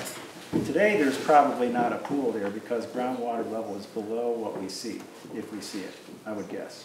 About 3 feet down. So you dig 3 feet down, 4 feet down, and maybe have a 1-foot pool there normally, and there's silting that occurs at that location. So how does The way that, silting? let me explain this. And if you could just all the way back up at the catch basins that you're going to be putting in along here, what kind of maintenance is required there too? Well, there's a routine, there's obviously a routine cleaning schedule that those catch basins have to be cleaned on once a year. Once a year by the town. Is that an obligation the town takes, or is that a right? No, with regard to, this project, in terms of other catch basins in the town, yes, it is the town's obligation to clean those catch basins. And it's my understanding that the Purdys catch basins get cleaned once a year from the highway. And that's what I was told by the highway superintendent. But just to get to this project will be, the maintenance for it will be funded through the East of Hudson Watershed Corporation. West of Hudson, the way they do it, and my preferred way of doing it, is that the town gets a funding which goes into a trust and agency account, and every year the town takes out of that trust and agency account, the expense of the maintenance. And it's my understanding in the case of this that there would have to be some dredging at the beginning of the outlet there, and clearly the catch basins would have to be cleaned, and that's something that would be also paid for with the DEP funding. Yes? I think, Mary Beth, the concern is because it's not done on a yearly basis and people have noticed that it's not done, the fear extends to this project as well. Understood. I can't speak completely for the highway superintendent. He's not here to sort of address that issue, so I can only tell you what I've been told with regard to cleaning out the catch basins, but I can tell you that these projects that are done through the East of Hudson Watershed Corporation will be maintained. And there's actually a requirement from the DEC that we do maintain them. And the maintenance, myself and the other supervisors amongst these 19 towns, as well as the counties that have been involved, have been adamant that this is going to be paid for with New York City money and not with our taxpayers' dollars. And so for every project that is done, funding will be set aside with regard to maintenance of those projects. And before we go on to the next question, I just want to answer that further, which is talking about sediment. Our catch basins are going to have sumps. Okay, so meaning that from where the pipe comes out, there's a sump to collect sediment. Okay, so that's something new, to collect sediment. Also, when we get into the pond itself, there's a main forebay that's intended to capture the sediment. So the sediment will never reach the main pond because we have the forebays that are really designed. That's where the action is for sediment capture. Whatever's not deposited in the sumps will be captured in the forebays before it gets to the treatment ponds. You're prepared for a lot of blackouts. Excuse me? We get a lot of blackouts when you said the sumps. No, they're not sumps. You mentioned you're approaching the wetlands, we're in the 100 feet at one point, then you said you're right up to the wetlands. What wetland mapping are you looking at? We had a site-specific wetland delineation done. It is not a, this is not a state-regulated wetland. It's a locally regulated wetland. As such, the work within the wetland or the buffer itself is regulated by the town. And we're, you know, so Look at the Westchester GIS site. Yeah. Basically, this whole pond system is in the wetlands. According to that. Yeah, if you take a close look at that, I know there was some folks did some FOIL requests and we provided those maps. I mean, those mapped wetlands are nowhere near where we're talking about here. They're further away. No, it's right around her property, the wetland, on those maps. And the 100-year floodplain is right in where this pond is. Yeah. Two things that We've looked at those understand should be resource. avoided. We've looked at those resource mappers as part of this. If you want to provide me with your source, I'll take it. But I know that we've looked at all that information. If you look at the DEC check zone, we're nowhere near the New York State DEC check zone for their wetland system. Yeah, it's not their. It's a right. Oh, I thought you were saying it was a state. No, it's a locally regulated wetland. Yep. I agree. It's a locally regulated. One other question regarding maintenance and all. Have you ever done one of these systems in a wooded area? You're going to basically clear a wooded area. It's still going to be wooded surrounding this. Leaves in the fall, you know, additional maintenance. Has this ever been done before? Yes. Can you show us, you know, point? Well, this probably I can get you a list. I can get you a list. I'm not going to just. I mean, every subdivision has every new subdivision that occurred after a certain date all has sediment ponds, right? They all. He's referring to retrofits. Bio detention. What we're doing here with the plants and everything, you know, not just a. Remember, this isn't a biofiltration basin, right? This is a multiple pond system. Okay, with some plantings on the side. So I guess I'm just. What you're concerned about? The leaves are going to fall into it? Just clogging of this. Yeah, how it works. Is there an underdrain or just natural? No, it's natural. There's no underdrain. And the intent is for it to become natural. I mean, the intent is that over time, the wildlife comes in and, you know, and uses these ponds. I mean, it happens. I think Steve was around today, and I think you saw a muskrat den in one of. That's what we want to happen. We want these to become mesh into the environment, and if the outlet structures are maintained properly in case they get clogged, and if the forebays are cleaned, that's how we'll maintain the long-range function of that system. Again, did you look at any alternative locations for this that is not inside our neighborhood, along the edges? So close to somebody's home? Yes. This is the only place where the town owns property. The town owns a fair amount of property, but we don't have many alternatives besides putting this kind of a system unless it's on our property, on town property. I guess we did have a private landowner who was willing to allow us to look at their property, but that is not going to be a feasible alternative. Land too, though, Excuse right? me? Are we using DEP land as well now? We're using a small portion of DEP land here, yes. Okay, so maybe we can find some other piece of DEP land with some other land and, you know, do something that would remove the phosphorus from the water.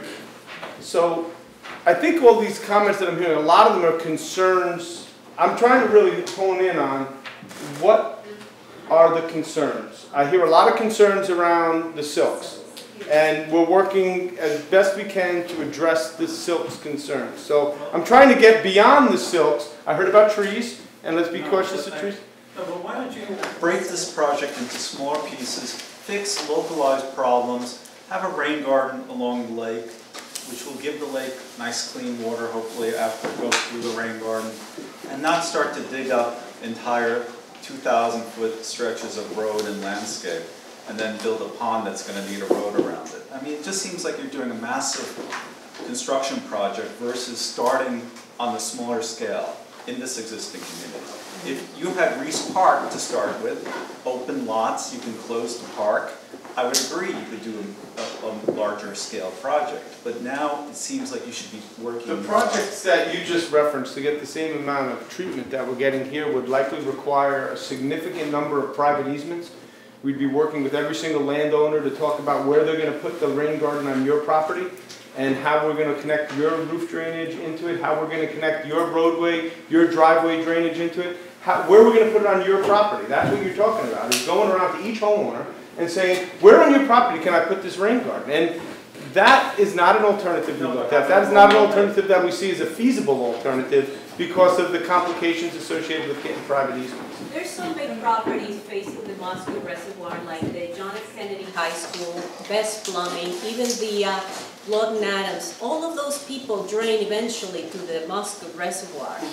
I mean, those have big parking lots, which produce a lot of phosphorus. They have roads, they have fertilizer with big lawns. We have little lawns in here in Lake Purdys. So was any of those sites considered in the vicinity of the watershed? Plus, I mean, I would like to see that, and then we can, you know, understand why our lake was the best location.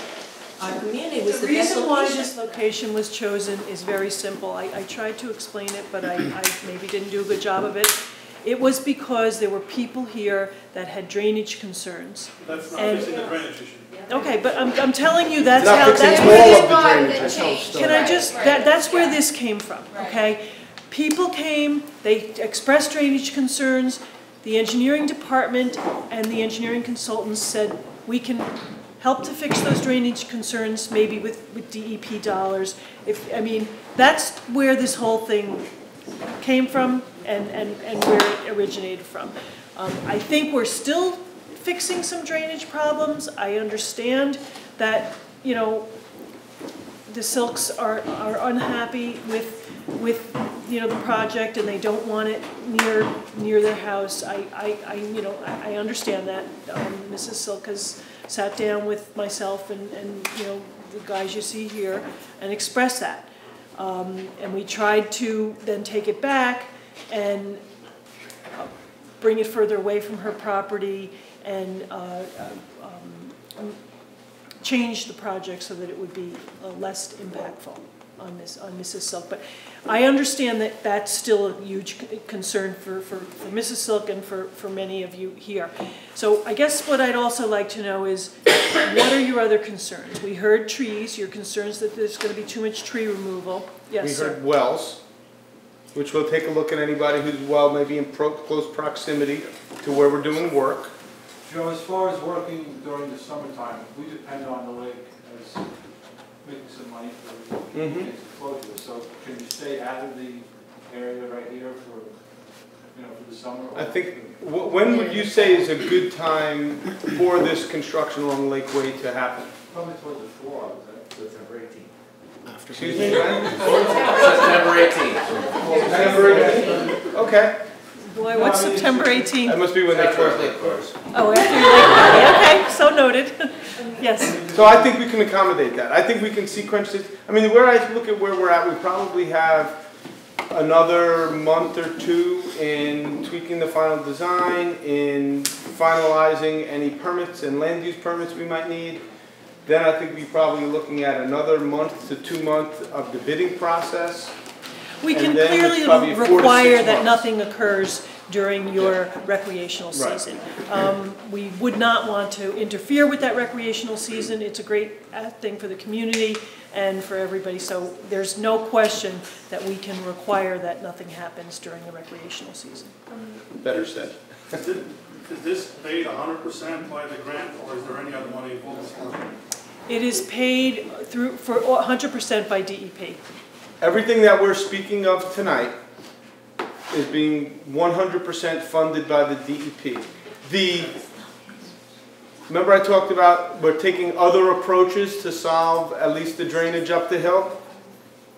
That may require, if we get to that point and can get our private easements, that may have to be funded with town funds. And just to be, just to kind of give you the whole picture, some of the work that we're doing in the park is being paid for by the town because there are certain aspects of that work that are not legitimately identified as drainage, like we put in a concession stand and we're redoing the bathrooms and a couple other things too. I don't know the specific, the lighting, we're putting lighting into the parking lot, and those, I would like to get DEP paper, but there's no way we can get DEP to pay for that. But so we are there paying for those things, but that is not something that we envision in this project. I also would like to know that if the majority of the residents in this neighborhood don't want this project here, are you going to push for it anyway? I've never really been one to want to shove down somebody's throat what they don't want. I mean, there's a lot that's gone into this. We do have this phosphorus removal requirement.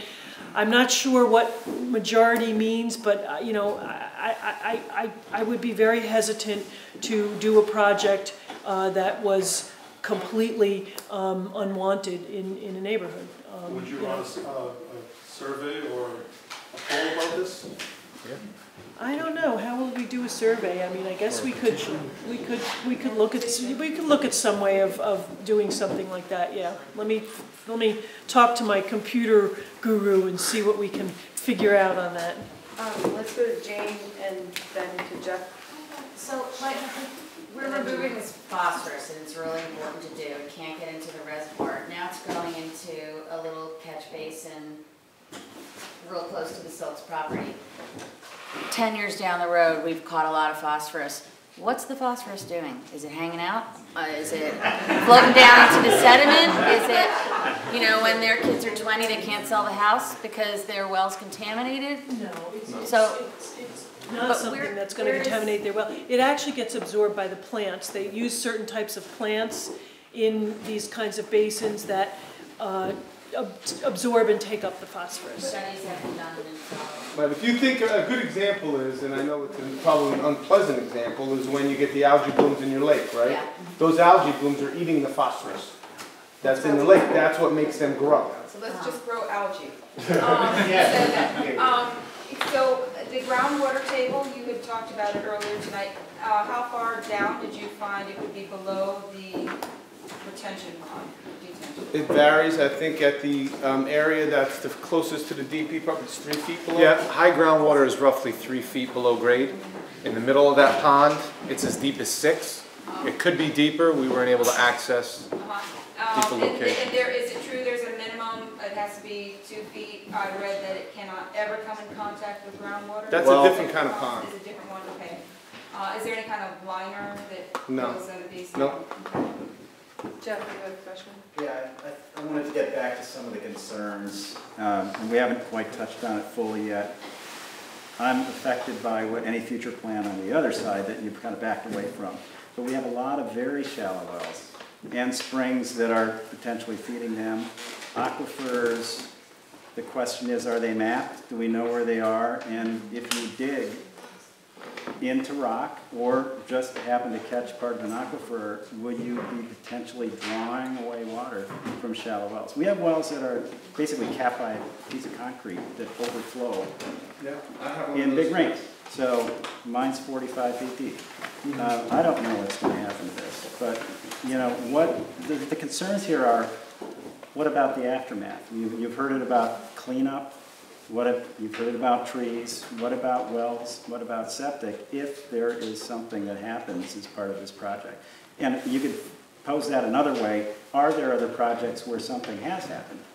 Well, I'm not aware of any projects where something has happened. I do know that putting drainage infrastructure in streets is a relatively routine municipal operation, right? I mean, that's what we're doing. I mean, other than the pond, we're putting pipes in the street to collect water. Some of which are already in the place where pipes already exist, right? So my point is that bigger pipes. They're bigger pipes. So when those trenches were dug, We have no trenches on our side, and I could imagine there's other places where it would be virgin digging going on. The question is, are there mapped aquifers or water flow? You can say yes, it naturally goes down to the reservoir. Are there areas that you can be getting into? We have not specifically mapped the aquifer. To do that in this community would require us really to walk around and take water level measurements in everybody's well to understand that. Because, you know, even when Steve says the groundwater is 3 feet down, right, there's usually two different types of groundwater. There's the groundwater that exists in the rock. Right. That's really the aquifer. And then there's the shallow overburden, basically what's in the dirt. On top of, so what Steve's referring to is really what's on top, what's in the dirt when he says 3 to 6 feet down. I would hope that your wells are drawing water from the bedrock, because if you have a well that's under the influence of surface water, that's not necessarily a healthy condition for your well.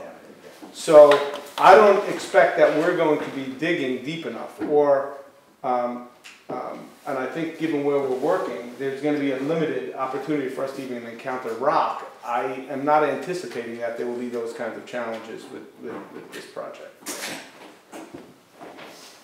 Then how long will it take, if you, let's say we start in September, when would all the construction of everything be done? Well, we think, we ultimately, we'll put a date on that, and we'll look at that when we get to the point when we're going to bid it, and to look at how much time we have.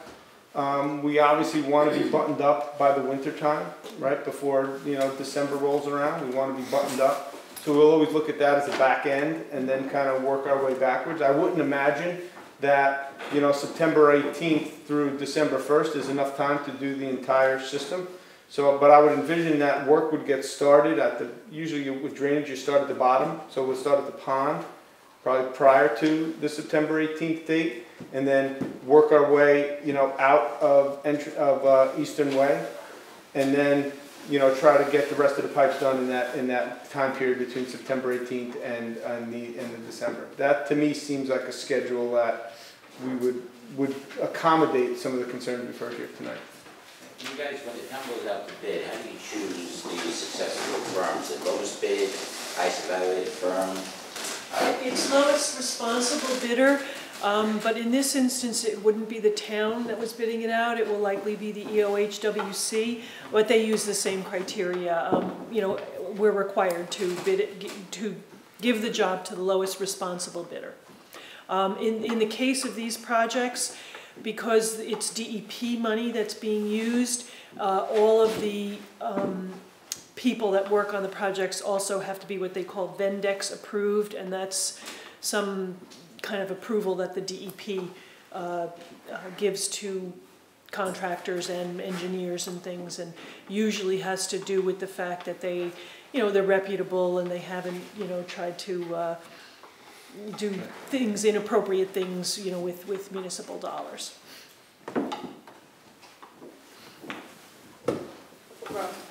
People have alluded to natural conditions that occur here. Like I mentioned, the town wetlands, or whatever jurisdiction it is, all of our outfall goes through wetlands one way or another before it hits the reservoir. There's no way to take credit for what those wetlands are doing. Oh, I would love that. Fortunately, I mean, it's beyond that. We can't even. We can't even take water out of that. We can't even, yeah. I would like, believe me, we have projects in town where there's an existing stream that runs through what used to be a lake. That the dam was taken out on the backside of that lake. And what we said to the DEP is, or excuse me, the DEC is, if you allow us to rebuild this lake, we can treat really a tremendous amount of phosphorus by recreating that lake.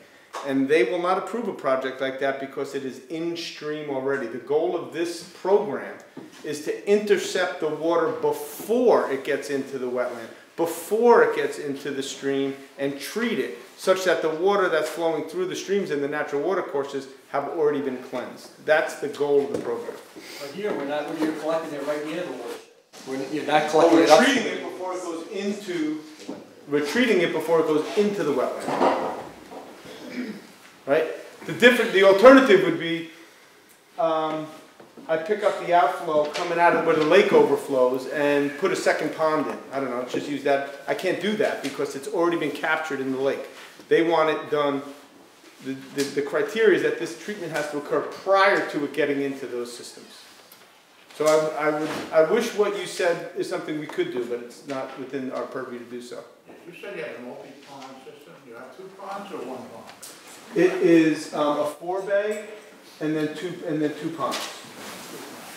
What's a 4-bay? A 4-bay is an area used to capture the sediment, so that we remove the sediment so we can get the maximum benefit out of the basins.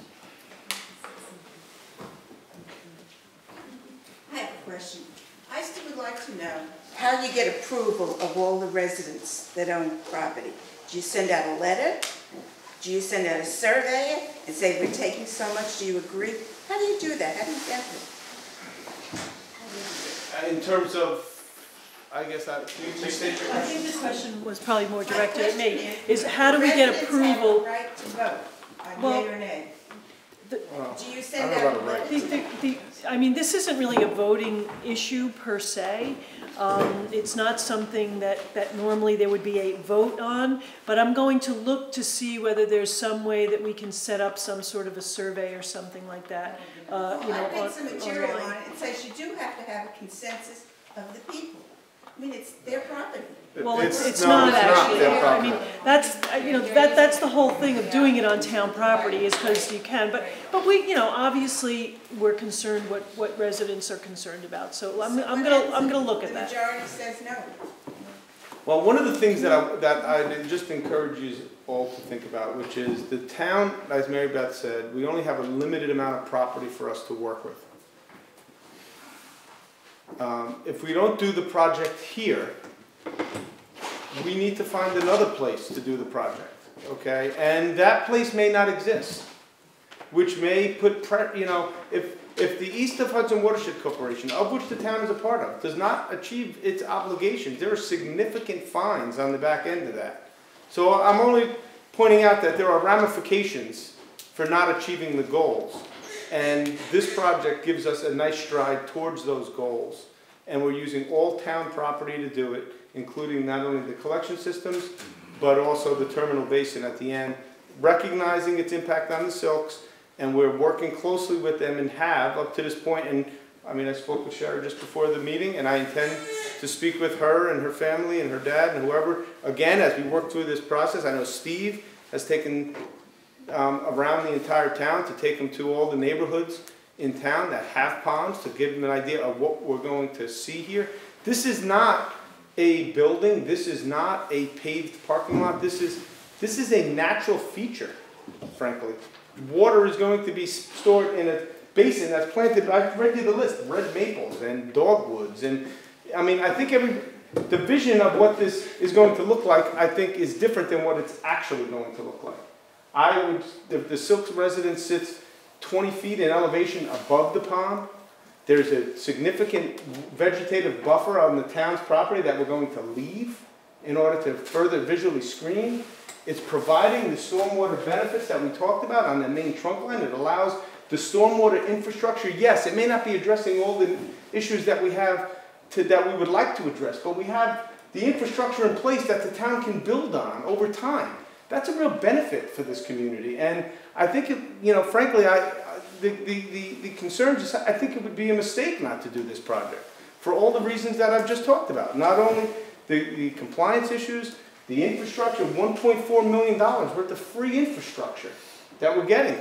If it's not done as part of this project and it needs to be done down the line, that's tax dollars, not DEP dollars. So I would just encourage you all to think about the big picture. I would encourage you all, as you have concerns, to look at, drive into some of the newer subdivisions and look at what these ponds look like. They're not big buildings, they're not paved areas, there's a lot of things that they're not, and there are some, the things that they are more natural than you might be thinking about as you sit here today.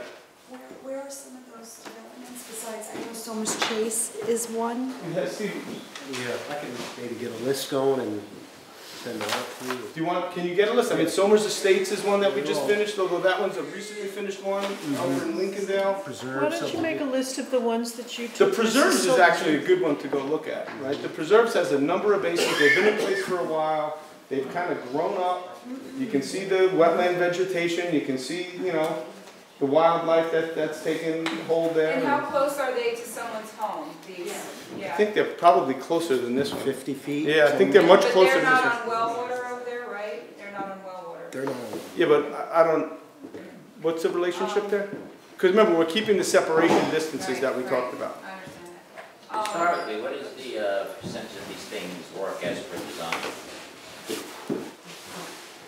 I don't know that there's a lot of science that went into the determination of the practices and the amount of phosphorus credits that are given. I know a lot of that work is, you know, kind of pioneered up at the University of New Hampshire, has a whole demonstration program. There's been the way we get to the phosphorus reduction credits that we get, that we're applying here, are based on empirical data that over a large period. I'm sure there are studies that we can maybe get you some studies that provide that backdrop for you. But it's based on... How long should the actual water flow go into the drain, go into the pond, to the pond, into whatever goes after that? You see, the conveyance? conveyance... You're not measuring what goes in and what comes out, that's... Yeah. No, we're not measuring what's going in and what's coming out. No, what I'm saying is, what percentage of these projects drainage from the pipes in the street that you're putting in the existing, going to the ponds, work? From a conveyance perspective? Yeah. From water going from point A to point B, doing what it's supposed to do as per design. In other words, empirical data is the perfect control, right? No, I But think it's a there's different nothing, question, though. there's nothing that's perfect. I mean, Con Ed sends out hydrologists that go to find water problems, and they can be the top in their field and they don't get it right. And No, but what I think he's saying is that if you what if it put doesn't in the treat that system, much No, is he's talking about it, I'm just concerned that the pond doesn't work. he's concerned that you might get it How many of wrong. these- Well, how many- I mean, I can at least address that in some sense, because the DEC in its wisdom has said that you use this computer model to decide whether or not, you know, this thing is working. And that's, at this point, you know, what we've been mandated to do. There actually is a lawsuit against the DEP, which has been brought by some of the environmental companies, Riverkeeper and some of the others, you know, kind of asking those questions about the empirical data. Well, you know, why don't you also make them find out everything that, you know, that this is doing at the other end of the pipe? But they're not making us do that yet. But, and relative to conveyance, I mean, it's the same conveyance that the highway superintendent would put in any street, and I don't have the data that would say what percentage of the time it works, but I would imagine that percentage is extremely high. Otherwise, I doubt he would still continue to be our superintendent of highways at this point. From what I read, the modeling is estimated something like 30% efficiency on a system like this, of how much phosphorus it might be actually able to filter out. 76% the 76% of the multi-pond system. That's better, okay. A multi-pond system would get 76% treatment. Do you claim any, back up a second, as you go up the hill here, you're assuming that all this is going to be running off, running down, Well, it's where not. you're going to Some is catch collected in it. Some pipes is and comes in collected, pipes. some is actually hitting pervious land and not making it down the hill. Mm-hmm. But it's washing across roads that you wish you could have some catch basins on. Is there any credit for it reaching down there? Are you going by surface area of impervious There's a model. You know, it's a model that you say, yeah. you say there's of this drainage area, there's 5 acres of woods, there's 2 acres of impervious surface, there's 3 acres of grass, and you kind of plug that into the model, and it gives you the number, and that's how the numbers are generated. Okay. So it does take into consideration the varying land types. And there's a safety factor for getting back to retrofitting later on up the hill. Is there a safety factor for all the piping? So yeah, we have, if they choose designed to, for 100 year, and the town code is 10. So the safety factor is that's big. But I'm thinking more so the capture of phosphorus.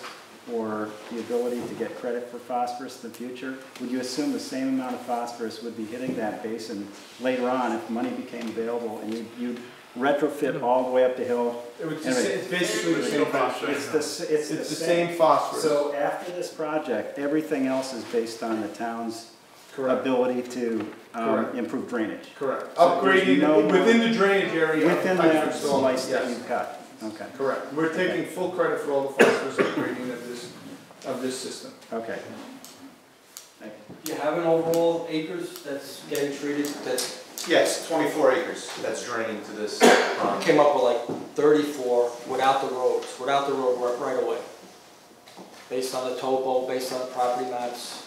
Yeah, the breakdown that we have is about 3.5 acres of impervious surfaces. That accounts for rooftops, roadways, and then we have about 20 acres of other space draining to that pond. And that's specific to the topo. I mean, we can sit down and show you how the watershed is delineated. I just don't know how you did your calcs. You know, we do everything on the computer and it's all digitally generated, and you know, when we draw the line, Well, he was asking, did you consider any drainage from IBM? IBM, I get it through my yard. I'm up on top, there's probably 4 acres that drain to Ridgeway, this side that's coming to the system. You know, 4 or 5 acres of IBM alone. Like I said, I just went through the property maps, the town property maps, used the acreage on the maps without the roads. Came up with like 34.5 acres. And just was wondering if you did a project, even the 22 acres, whatever it is, of this magnitude, drain into one detention area. Because usually it's 2.5 acres, 5 acres to one pond. Ponds are spread out throughout the community. Have you ever done anything like this? I mean, we can look at it. I haven't necessarily done an analysis that says of all the subdivisions we've approved, what's the size, the drain. Do you have a sense for how big, what the drainage basins areas are for the different ponds we've put in? Maybe that 5 to 10 sounds about right, but usually they're smaller. Aren't you looking at the land? So I also, and this, excuse me for a second. Directly uphill from where you pipe is? Yeah. The other doesn't include IBM. It includes everything upgrading of our piping system. I don't know how much of that is IBM or not. It may extend up. Some of it may Go up extend. at an angle? It runs perpendicular to the contours, right? So. Yeah, perfect. But to answer you, another item is, and I would have to check, is I know the East of Hudson just did a couple of pretty big basins right adjacent to Lake Carmel, which is basically collecting all the drainage coming off of Lake Carmel. My suspicion is those drainage areas are going to be quite similar to the ones we're looking at here, although I can get back to you on that though. We can look into that. Steve, take a note of that. We'll look into those. And we can talk to the East of Hudson Watershed Corporation for other examples that they may have. Like I said, there's 300 projects that they're working on. So, Joe, to improve the process, could this be put online, the information? Because right now a lot of rumors were going around, some of it misinformation, and it's been hard to know what's true and what's not true. And I went to the town website, there were no links to this project. I looked at the county GIS, I couldn't find anything on stormwater drainage for Lake Purdys, that is. I found other parts of Westchester. I know there's some people who set up their own websites regarding the project.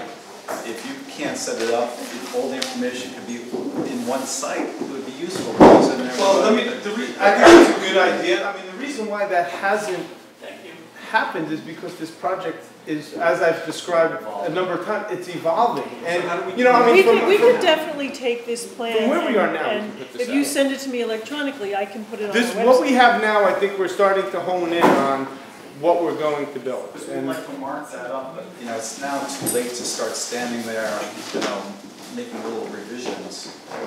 Well, I think the plans that we've shown here this evening, I think would be very easy for us to get a copy of PDF and then get posted on the town's website. And communicating to you is through who? I think that, I mean, I'm happy to give you my card, but really it should probably go come through through Steve. either Steve or myself. Yeah. I think it's probably better through Steve, although you're always welcome to, you know, contact me directly too. You still haven't answered my question, was what happens when the system needs to expand?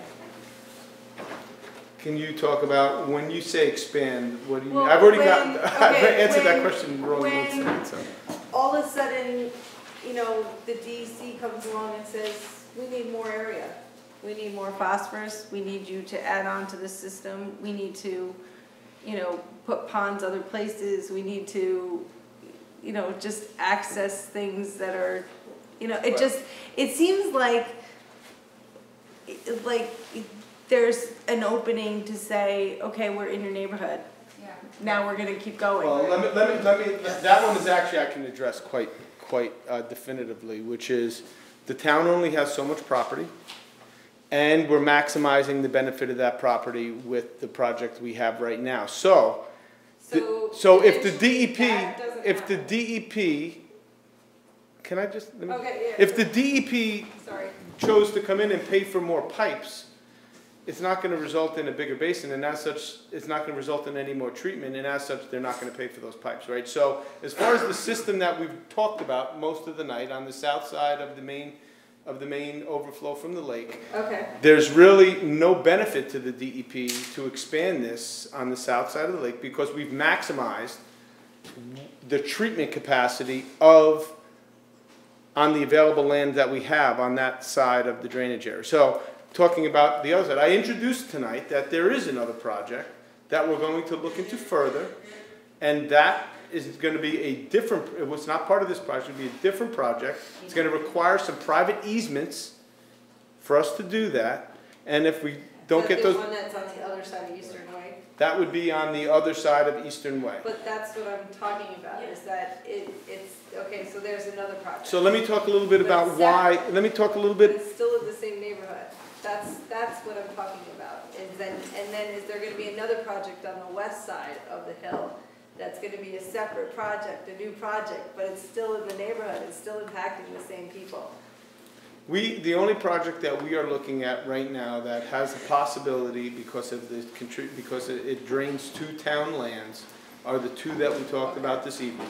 The one that we spent most of our time talking about, and the other that requires private easements to be successful. Now, the reason why we can't build a more robust system that frankly would be a great project for the residents who live in that area because of the drainage that we know is a challenge there, is because the terminal area that we have to actually treat is very small there.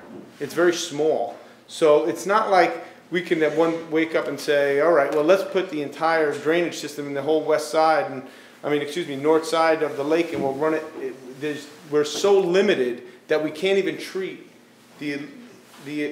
provide enough treatment to accommodate just that little area from, what is that, entranceway to Eastern Way. Okay. So hopefully that helps. I mean, A little bit, but, you know, it's just the labeling of it as being a separate project is where, you know, if it's a separate project, is it really, if it's in the same Well, I can tell you neighborhood? that we're looking at other projects in other areas in order to get to our 50 kilograms for our first, 5 years. Is the DEC going to enact, additional regulations? Are they going to make us do more phosphorus removal?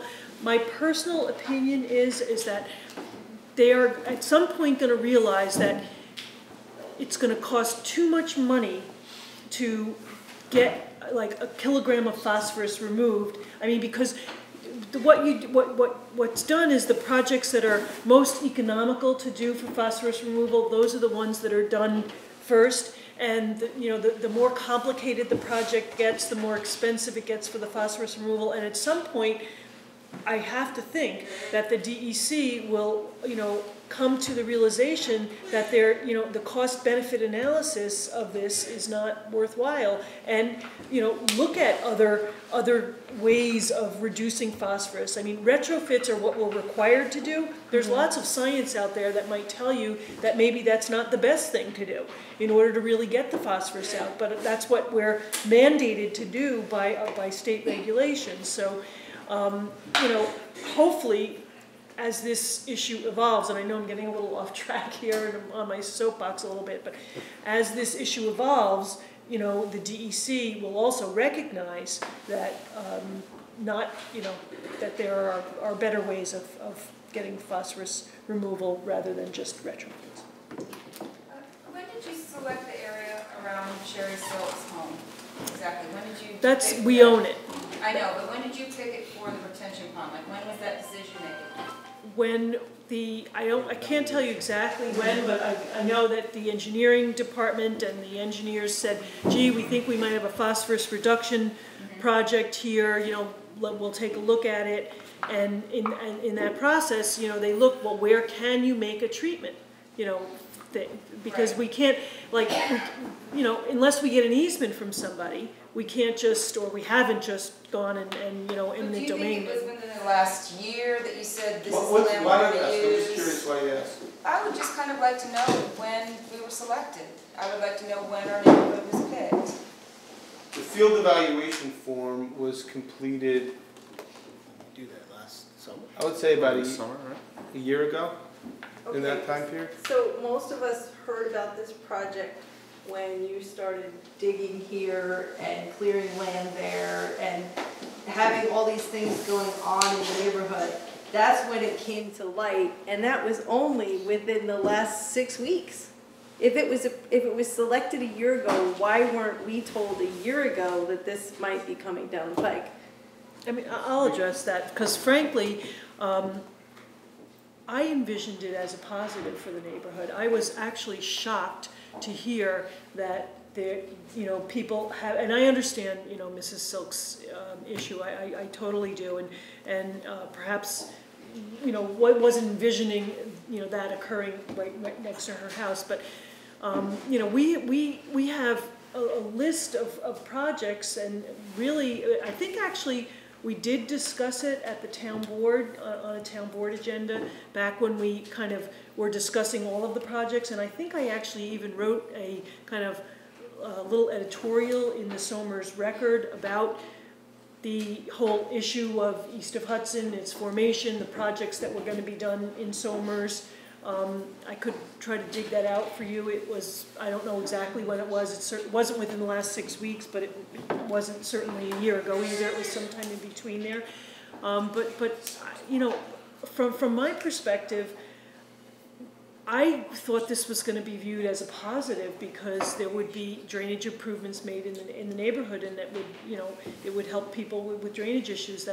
I get all the time people calling the office, you know, about that, not all the time, but, you know, periodically, particularly when big storm events occurs and things like that, people will call me, they'll call Steve, you know, raising concerns about drainage issues. So but we saw it as a positive, actually. But I know, but the drainage issues aren't going to be addressed. Well, that's, well, remember what we said, is there are a number of drainage issues. You started off with the idea of wanting, and I appreciate that. I have to say that I'm struck in horror that something like this will be placed next to somebody's home. I see it as a devaluation to their property. They never imagined it. It looks like a bad neighbor act to me. And I mean, I really just don't know what more to say. I don't think you guys would want to search for a house that had one of these wrapped around it, I'm pretty sure, or want to one day just wake up and say, hey, I'm going to put one in my backyard. You know? I don't know what I basis think you're it is saying serious that from. enough that we should have been approached and it should have been discussed, and we could have had this situation like she suggested where we really worked very, very hard to come up with alternatives before we did that to one of our neighbors. No, you know, it's certainly not, the intention is not to do anything to anybody. You know, these types of facilities do exist all over town. Every, you know, subdivision that's been built in probably the last, you know, 15 years has them. I get that. I really understand. I think the nicest neighborhood. Ahead of time, what are we getting into? Right, Here exactly. you're This is different. This is really different. They buy a house next to one of these ponds, it's their They choice, know they it. get it Yeah, at a you walk cheaper into rate. it. But This family is going to in all fairness, though, this is town property, and that was a well-documented fact when the home was You purchased. know, if I purchased a house next to town property, I would hope they wouldn't be garbage dumped next to it. I mean, I would just kind of hope that as a town, These are they're a young family, they have a 1-year-old, they have a kindergartner. They don't have the benefit that many people here have, which is a solid group of friends that can stand up and support them. And I would just urge, I'm not sure you're right about I that. would urge you guys, it's a small voice, it's not strong enough, and I would urge you to please. Your point is well taken, but I also think that I'm not so sure that you're starting from the right basis as to what this is going to look like. I think it's going to look like something much different than you have envisioned in your mind. Yes, when the trees come down initially, it's going to look open. Over years, it will grow in, and the nature will take over. And it's not going to be as you envision it in your mind. It is not a garbage dump. It is not a pavement. It is not a building. All things that could be, all things. The property value of how this young lady and her husband moved in versus what happens to her when she tries to sell her home one day. You know, and this thing is collecting contaminants, and they're going to sit there. I understand there's going to be some uptake, but it's still an area that retains it. And there are questions about the maintenance, and there's lack of trust, given what this neighborhood looks like in terms of the streets and the drainage problems that have just gone on and on and on for over a decade since I've been living here. And what if it fails? And who do we call if there's a problem, if there's a smell, or, you know, there's just a lot here that I think we need time to really look at this and make sure it's the right decision.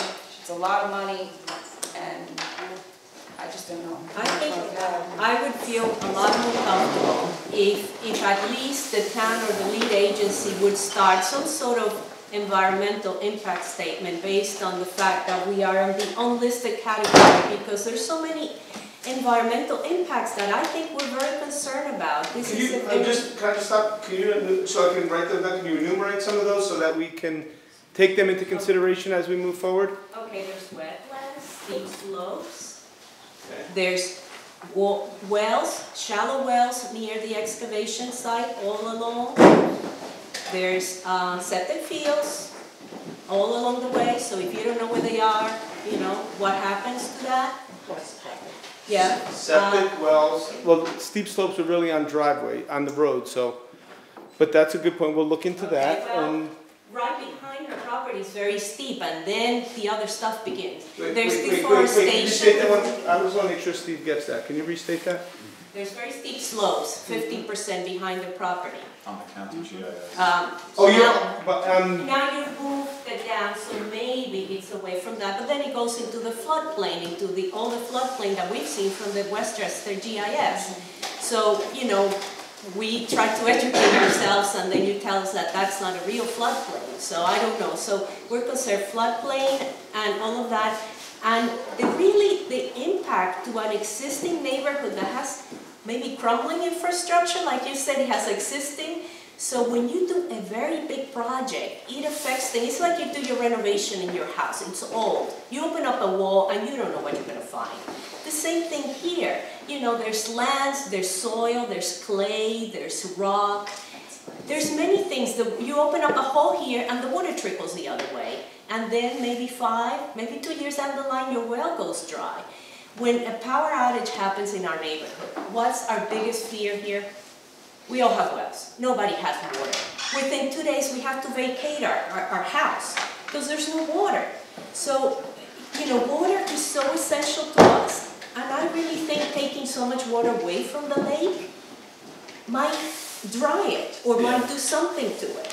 Remember, so all of that, without being an engineer, if I'm, you know, I've been to many planning boards, and when people complain about these things, immediately, you know, okay, environmental impact statement, and you then study these things. We don't have much problems with traffic. That's usually a big issue. This is environmental. This is existing old neighborhood with small lots that have wells and septics and have. So we'll take a look at. I think a lot of those that you mentioned are things we've already talked about tonight. We'll look at what we said. We're going to look at the wells and the depths. Keep in mind we're going to be shallow, and I hope for whoever's well it is, they're not getting water from the area that we're going to be digging in. But we'll look into that. We'll look into the wells, the septics, The floodplain, we'll take another look at that. I'm confident we're okay, but we'll take another look at that. Steve, what else did we get on that? Wetlands, steep slopes, wells, septic, floodplain, and water contributing to the lake. Okay. What about the possibility of digging all that up and causing mudslides like they had out in Washington? I mean, that is a possibility, especially where that property goes straight down. I've seen it myself. You start digging up that road, that mud's going to be in the back of that house. And where is that concerned? Is it the Silk House? No, Mom, they're not gonna dig up there anymore. Well, if you start digging up the road, No. the earth is going to move. Is any of the properties going to be reassessed as a result of this? For taxing? No. Guaranteed? There's no, it wouldn't be something that would involve an assessment. I mean, anybody can at any time apply to have their assessment reviewed. Grievance day is usually June 9th, and you can make an application to the town to have your assessment reduced. So that's available to any resident at any time. But for the town to just go in and independently reassess, unless there's a triggering mechanism like somebody getting a building permit or something like that, is not appropriate. Mary Beth, when is the end of this first 5-year period that we're up against for construction? May of 2015. Yeah, 1 year. So as you backwards plan a project, this one doesn't even start back there. This is going to happen well before. This is actually a year 3 project that we're going to implement in year 4. Okay, so there's nothing, if you get a little delay, all of a sudden you feel the crunch at the back end, it's going to compress. Well, what happened is it took a long time to get the money from the DEP. In fact, we're still waiting for some of it. We've got an agreement for, but we're still waiting for the check on some of it. And so because of that, the towns, we weren't going to foot the bill for these projects. So that's kind of created a situation where in the first 2 years, the only projects that counted were projects that we had basically were doing anyway for other reasons and were paying for. It's just now that we've gotten the funding from the DEP that the momentum on new projects is ramping up. But I'll look at seeing if I can put some kind of a survey online or something like that. And fortunately, we have our method of doing phone calls, which I did call out to the neighborhood today, just to let them know about. Well, you just have to sign. You can go sign up if you're unlisted. You can get your cell phone on there as well, so you'll get texts. If you go onto the town website, on the lower left side, there's something called Code Red. And if you sign up there with your home, if your home phone is listed, we would have captured that initially. But anybody, you can put your cell phone on there and your email address, and you can get notices from the town. They were very effective during the storms that we had. I've gotten them during every storm, and I didn't get one today. Well, then when you signed up today, there's two. You can sign up for emergency notifications and general notifications, or both. I didn't use the emergency notification system today because it wasn't an emergency. I used the general notification system. But I mean, I forget the number of calls that went out, but I do get a documented. And I sent it by email, text message, and phone. So do the best. There's always somebody that doesn't get my message, but a lot of people are getting them, and so I'll try to. Once I figure out how to get some kind of survey thing set up, I'll communicate to the neighborhood in that fashion again. I have one more question. Sure. There was a project on North Lane that was removed. Why was that removed? It wasn't cost effective. We couldn't. And also there was easements involved. There was a private. In the end, there was a private easement that was not granted by the resident. That's the challenge. That's why we have to look. And I understand, where it's located and where it's situated, but we don't have a lot of land to work with. Do you have any other alternatives up your sleeve somewhere? I mean, is there just anything else that can be done? Is there any We're going to continue to work with the Silks.